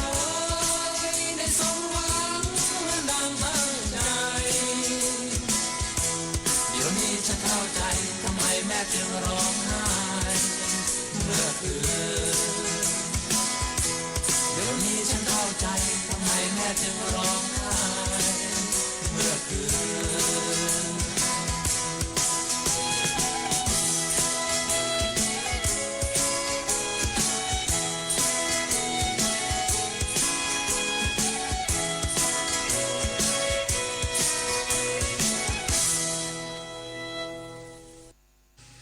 เริ่มต้นชั่วโมงสุดท้ายกับเพลงของแฮมเมอร์ที่คุณขอมาทาง 0816346452 จากจังหวัดเพชรบุรีเพลงที่พูดถึงในเรื่องของสงครามย้อนกลับไปเมื่อ 70-80 ปีซึ่งผมไม่ทันแล้วครับแต่ก็ได้ฟังท่านยายหรือว่าคนรุ่นนั้นเขาพูดถึงความยากลำบากที่ไม่มีเสื้อผ้านุ่งเครื่องห่มใส่กันแล้วก็ต้องคอยหลบระเบิดที่ว่าทิ้งระเบิดในเมืองแล้วต้องไปหนีไปอยู่ตามต่างจังหวัดชนบทต่างจังหวัดเนี่ยก็ไม่ใกล้ไม่ไกลกรุงเทพหรอกครับไม่ว่าจะเป็นนนทบุรีปทุมหรือแม้กระทั่งบางบัวทองบางใหญ่เนี่ยเขาบอกว่าเป็นที่หลบไปหลบตามบางกรวยใส่น้อยแถวเนี่ยนะครับเป็นที่หลบลูกระเบิดจากที่ทิ้งจากทางภาคเมืองนะครับในตัวเมืองหรือว่าเส้นทางยุทธศาสตร์ต่างๆก็ไปหลบตามบ้านญาติที่อยู่ในตามบรรดาทางสวนนะครับไปอยู่ออกไปทางชานเมืองแล้วก็ลำบากลำบนในการเดินทางแล้วก็การหาหมอหายุกยากินอะไรเงี้ยเยอะยากลำบากนะครับแล้วก็เป็นบ้านเมืองที่กำลังเกิดภัยสงครามในช่วงสงครามโลกครั้งที่2แล้วเราจะเกิดมีสงครามโลกในครั้งที่3เกิดขึ้นหรือเปล่ามันก็ล้อมรอบเต็มที่ที่จะเกิดขึ้นเนี่ยนะครับเดินทางกันในชั่วโมงสุดท้ายนะครับแล้วก็เพลงที่คุณ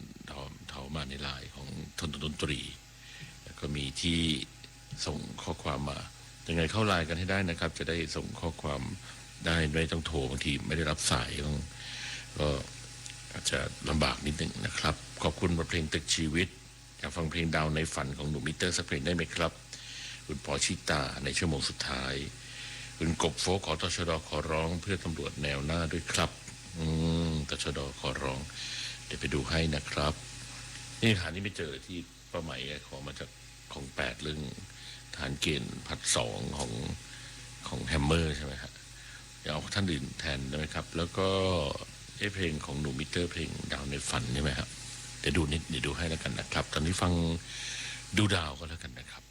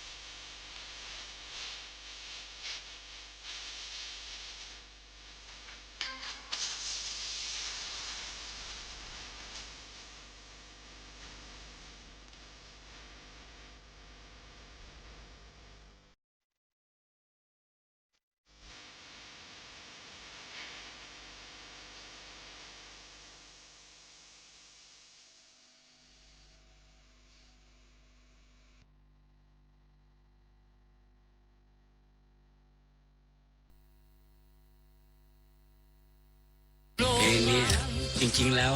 ผมเป็นคนแต่งเบื้องต้นเลย แต่แต่งแบบมันเป็นบทประพันธ์บนกระดาษประตูโรงงานปิดแล้วพวกเราจึงคราวมองมนเป็นประมาณเนี้ยมันเป็นคาแรคเตอร์ของคนสุพรรณแล้วเขียนเพลงร้องเพลงก็จะแบบเนี้ยติดมาแล้วผมรู้สึกว่ามันซ้ำมันเก่าผมก็เลยขย่ำทิ้งใส่ถังขยะแค่นี้พี่เล็กต่อจากความรู้สึกเราอะเราชอบก็เลยมันทิ้งไม่ลงไงชอบในเนื้อหามันไงแต่คิดว่าพี่แอดคงทิ้งมันแล้วล่ะเพราะอยู่ในถังขยะแล้วไม่เรียกทิ้งมันจะเรียกอะไรนะตัวผมเองถ้ายังดื้อด้านจะทำอย่างเดิมอยู่พี่แอดก็คงไม่เอาเพลงนี้ก็คงตัดทิ้งอยู่ดีเพราะตอนนั้นกำลังทำเพลงบาปบริสุทธิ์ของแอดใช่เราก็ทำเพลงไปหูก็แง่วได้ยินแววได้ยินพี่ลี่กับจานิดอันนี้ก็เป่าคุยตอนนั้นนะไปนี่ก็ทำนองเนี่ยเราก็เนื้อหามันสะเทือนใจดีไงชอบก็เลยไปเอามาทำเพื่อให้เนื้อหามันคงอยู่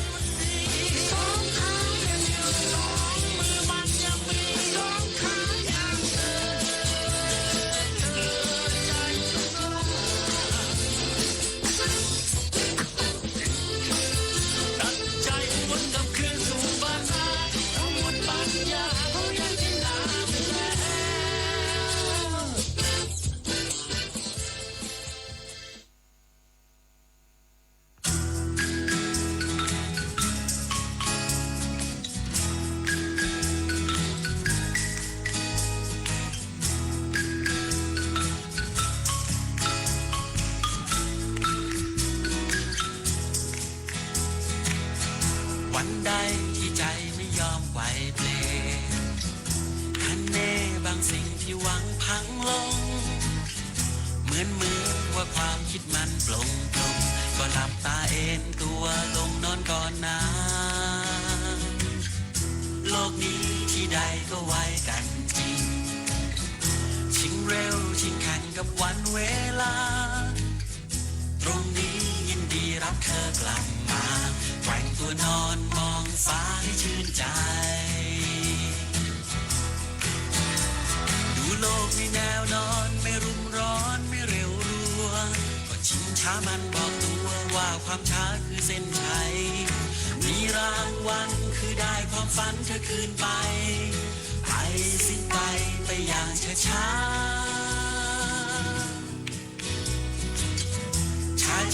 แล้วเธอรู้ว่าชั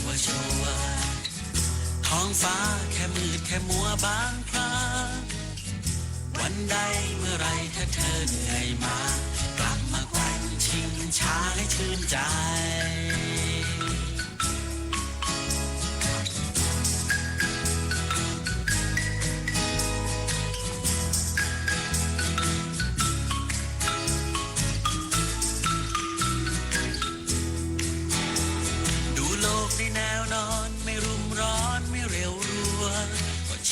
มันบอกตัวว่าความช้าคือเส้นชัยมีรางวัลคือได้ความฝันเธอคืนไปไปสิไปอย่างช้า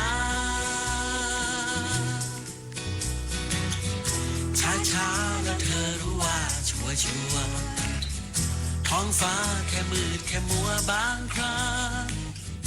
วันใดเมื่อไรถ้าเธอเหนื่อยมากลับมาแกว่งชิงช้าให้ชื่นใจ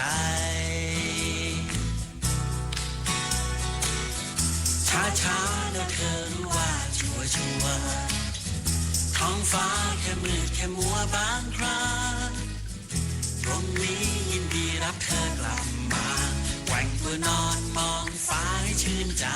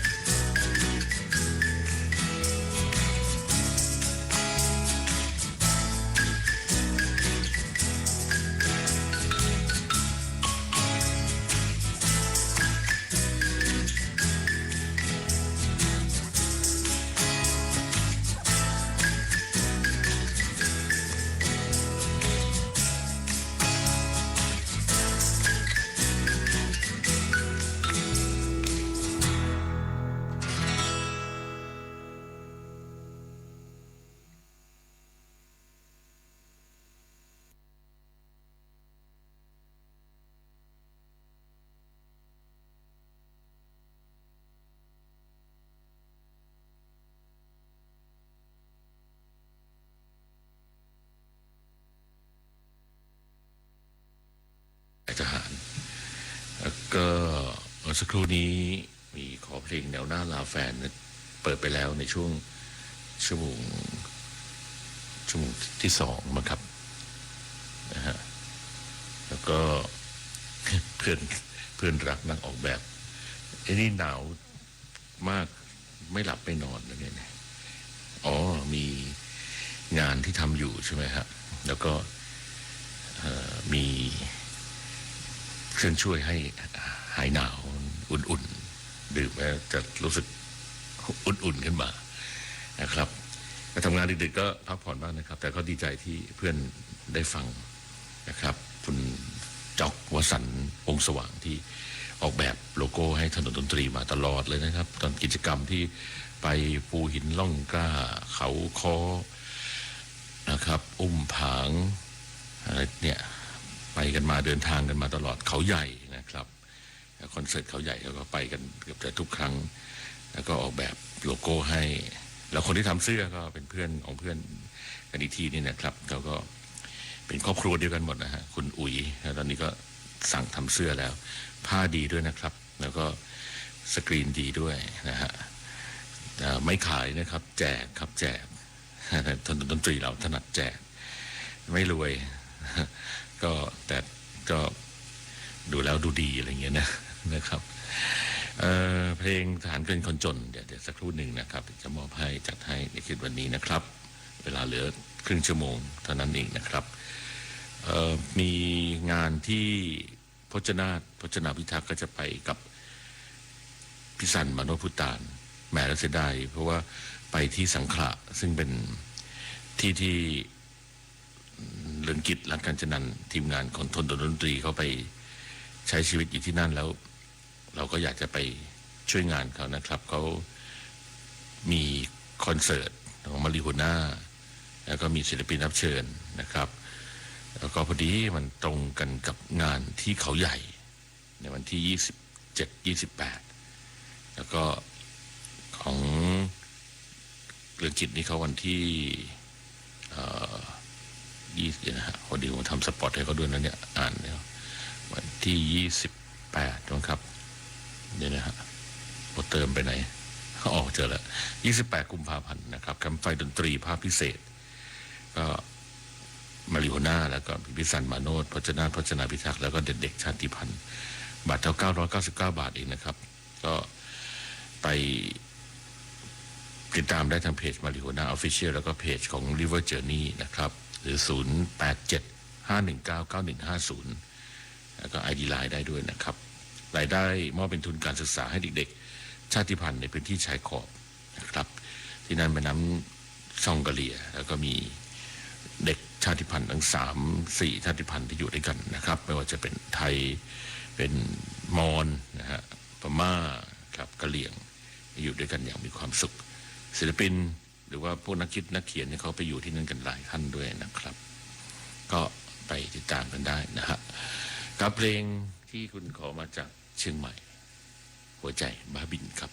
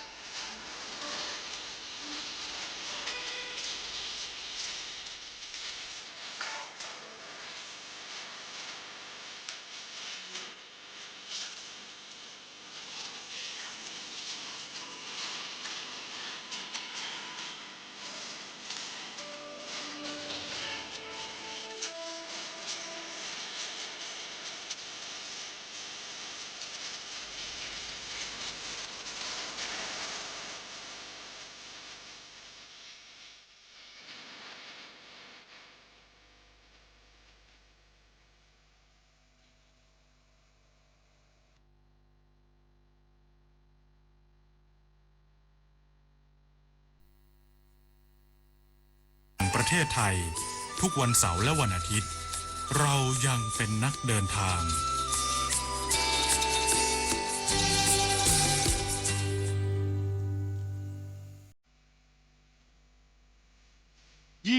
มกราคมนี้ห้ามพลาดถนนดนตรีไลฟ์พบกับบทเพลงแห่งความรักความหวังความฝันสื่อประสานด้วยพี่น้องร้องเพลงหนูมิเตอร์และบิวกัลยาณีชมฟรีตั้งแต่เวลา 18 นาฬิกาเป็นต้นไปณห้องออดิโทเรียมอาคารศูนย์ปฏิบัติการสถานีวิทยุกระจายเสียงแห่งประเทศไทยลงทะเบียนเข้าชมได้ที่ Facebook Fanpage ถนนดนตรีเรายังเป็นนักเดินทางมีผู้ที่ขอบคุณมาในไลน์นะครับดาวในฝันออกมาแล้วขอสปริงได้ไหมในชั่วโมงสุดท้ายก็จัดให้แล้วแล้วก็ฟังอยู่ที่จันทบุรีชัดเจนดีไม่มีโดรนมารบกวนนะครับก็ดีแล้วนะครับถ้าเป็นแถวชายแดนที่รบกันก็ต้องบ่นเรื่องจรวดแต่เรื่องเสียงปืนใหญ่แล้วก็เรื่องโดรนนี่นะครับหลายเพลงเกี่ยวกับทหารหนุ่มมิเตอร์เขาขึ้นเพจว่าทำไกด์ร้องเพลงเรียบร้อยแล้วเพลงเกี่ยวกับทหารของชาติแล้วไม่รู้จะตั้งชื่อว่าเพลงอะไรครับให้ช่วยกันตั้งด้วยนะครับมีในเรื่องเจ้าหนูมินิวัย10 ปีผงาดคว้าเหรียญทองสเก็ตบอร์ดสตรีทหญิง4 เกมขอขั้นอารมณ์ไปตรงนี้นึงเพราะว่าก็ทำให้เลยดูกีฬาไม่ค่อยสนุกเพราะว่าเป็นห่วงกับเรื่องทางชายแดนอยู่ทั้งเรื่องการลบกันอยู่ในขณะนี้แล้วก็เลยดูกีฬาไม่ค่อยสนุกเท่าไหร่นะครับไม่ค่อยมีอารมณ์ดูแล้วก็ทางสถานการณ์เรื่องชายแดนเนี่ยพอดีตอนนี้ดูอีกอันหนึ่งก็คือเรื่องนำศพนะครับกลับไปบำเพ็ญกุศลในที่บ้านเกิดทางจังหวัดต่างๆนะครับในการพระราชทานเพลิงศพแล้วก็ทางหน่วยงานทหารนั้นๆนำร่างของผู้ที่สละชีพเพื่อชาติทั้งหลายนะครับกลับไปบำเพ็ญกุศลกันตามศาสนาของตนเองนั้นแล้วก็มีผู้ที่โพสต์ทั้งคลิปทั้งพิธีต่างๆแล้วก็ขบวนแล้วก็ผู้ที่คนที่ออกมาโบกธงยืนต้อนรับแล้วก็แสดงความไว้อาลัยกับการเสียสละของบรรดาทหารผู้สละชีพเพื่อชาติแล้วก็รวมไปถึงตำรวจตระเวนชายแดนแล้วก็เจ้าหน้าที่นะครับทุกๆส่วนที่ทำงานอยู่ในขณะนี้ด้วยนะครับแล้วก็ได้เห็นภาพของทหารเราที่พักเหนื่อยเนี่ยก็ถ่ายภาพออกมาให้ดูกันนะครับภารกิจนี้ต้องให้จบสิ้นให้ได้นะครับแล้วก็เราก็ต้องเอาใจช่วยอยู่แนวหลังกันทุกคนแล้วจะต้องทำยังไงให้นะครับทุกสิ่งทุกอย่างนั้นมันจบลงไปด้วยดีนะครับก็กำลังใจกันในช่วงทนดนตรีในคืนวันอาทิตย์นะครับเดินทางกันด้วยบทเพลงเพื่อชีวิตนะครับแล้วก็เพลงที่คุณขอมาด้วยนะครับทั้งไลน์แล้วก็0816346452มอบเพลงนี้ให้อีกเพลงหนึ่งแล้วกันนะครับคนดีไม่มีวันตาย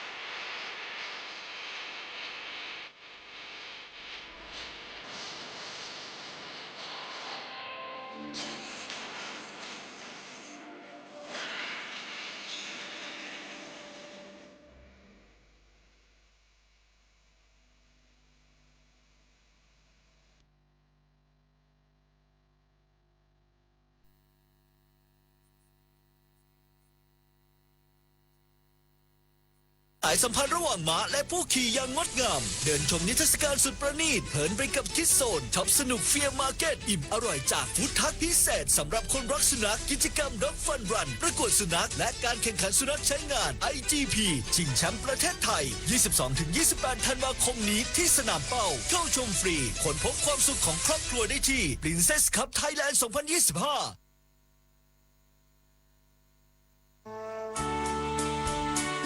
วันนี้ต้องขอบคุณทุกอย่างที่คุณพิญโยพูดมานะครับ แล้วโดยเฉพาะคุณพิญโยก็เป็นเพื่อนเก่าแก่มาแต่โบราณแล้วก็เป็นคนที่ยังมุ่งมั่นกับการทำกิจกรรมทางสังคมนี้ตลอด อันนี้เป็นเรื่องที่ยากมากมนุษย์เราแปลกหมกมุ่นทำมาหากินทำงานเช้ากลางวันเย็นค่ำกินน้อยประหยัดทำงานก้มหน้าก้มตาไม่ห่วงชีวิตไม่ห่วงร่างกายจนได้เงินได้ทองมาเยอะแล้วสักวันหนึ่งป่วย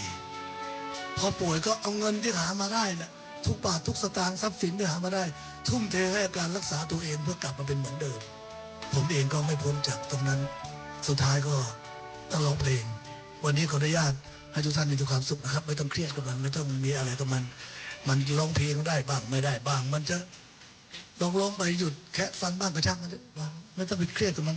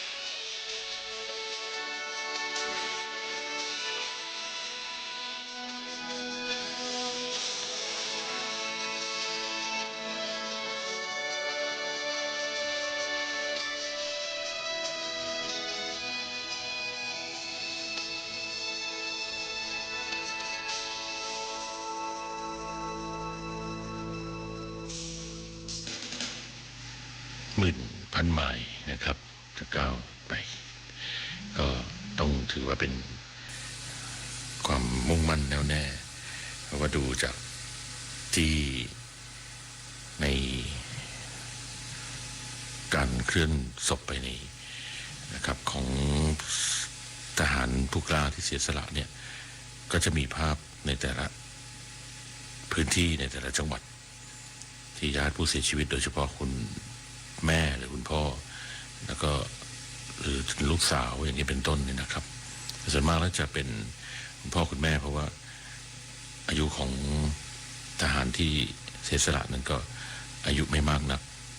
อยู่ในวัยเรียกว่าหนุ่มชะกันกันอยู่แล้วก็มีสิ่งที่เรียกว่าเป็นความมุ่งมั่นตั้งใจในการที่ไปปฏิบัติงานรับใช้ชาติในสถานการณ์เรื่องเหตุการณ์ชายแดนที่กัมพูชานี่แหละครับไม่เป็นแม้กระทั่งในส่วนของที่ต่างศาสนากันแต่ก็มีความมุ่งมั่นในการที่จะปกป้องพื้นแผ่นดินไทยนะครับอย่างเช่นเด็กหนุ่มที่ลมหายใจสุดท้ายจากจังหวัดทางภาคใต้นะครับที่มารับใช้ราชการทหารนะครับก็เป็นความศรัทธาแล้วก็เป็นความภาคภูมิใจในสิ่งที่เขาเลือกที่จะเดินทางแล้วก็ปฏิบัติในงานที่อยู่ในพื้นที่กันนะครับคือวันนี้เวลาของถนนดนตรีก็คงจะต้องอยู่ในช่วงท้ายแล้วนะครับแล้วก็เพลงบางเพลงอาจจะไม่ได้มอบให้นะฮะอย่างของเพื่อนที่ขอมาเพลงเกี่ยวกับทหารใช่ไหมครับแล้วก็เพลงที่ขอมาจากหลายที่ในจังหวัดต่างๆนะครับก็ขอไปดูเพลงต่างๆที่ขอมาแล้วก็ติดค้างกันไว้ก่อนนะครับส่วนถนนดนตรีนะครับในคืนวันเสาร์อาทิตย์3 ทุ่มถึงเที่ยงคืนนะครับเราก็อยู่กันตรงนี้นะครับ31 ปีแล้วนะฮะส่วนท่านที่ได้เตรียมที่จะเข้าไปชมในปีหน้านะครับก็เตรียมลงทะเบียนได้ในช่วงต้นเดือนมกราคมนะครับ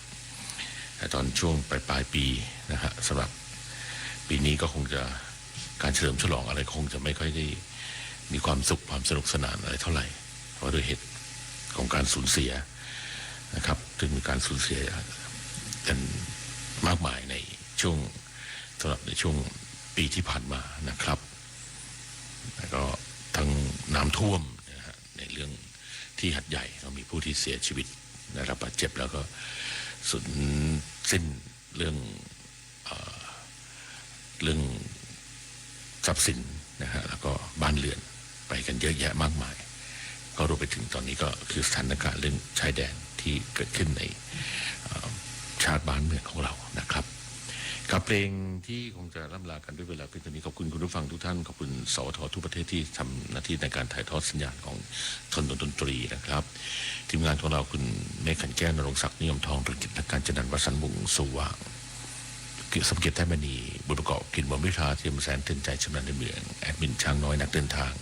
หัสดินเทพหัสดินนายุทธยานะครับและคือวันนี้คุณสุภเลิศทำหน้าที่ควบคุมเสียงนะครับสัปดาห์หน้าเรากลับมาทำหน้าที่กันใหม่ในช่วงเวลาของถนนดนตรีเรายังเป็นนักเดินทางคือวันนี้ลาคุณไปก่อนนะครับราตรีสวัสดิ์ครับ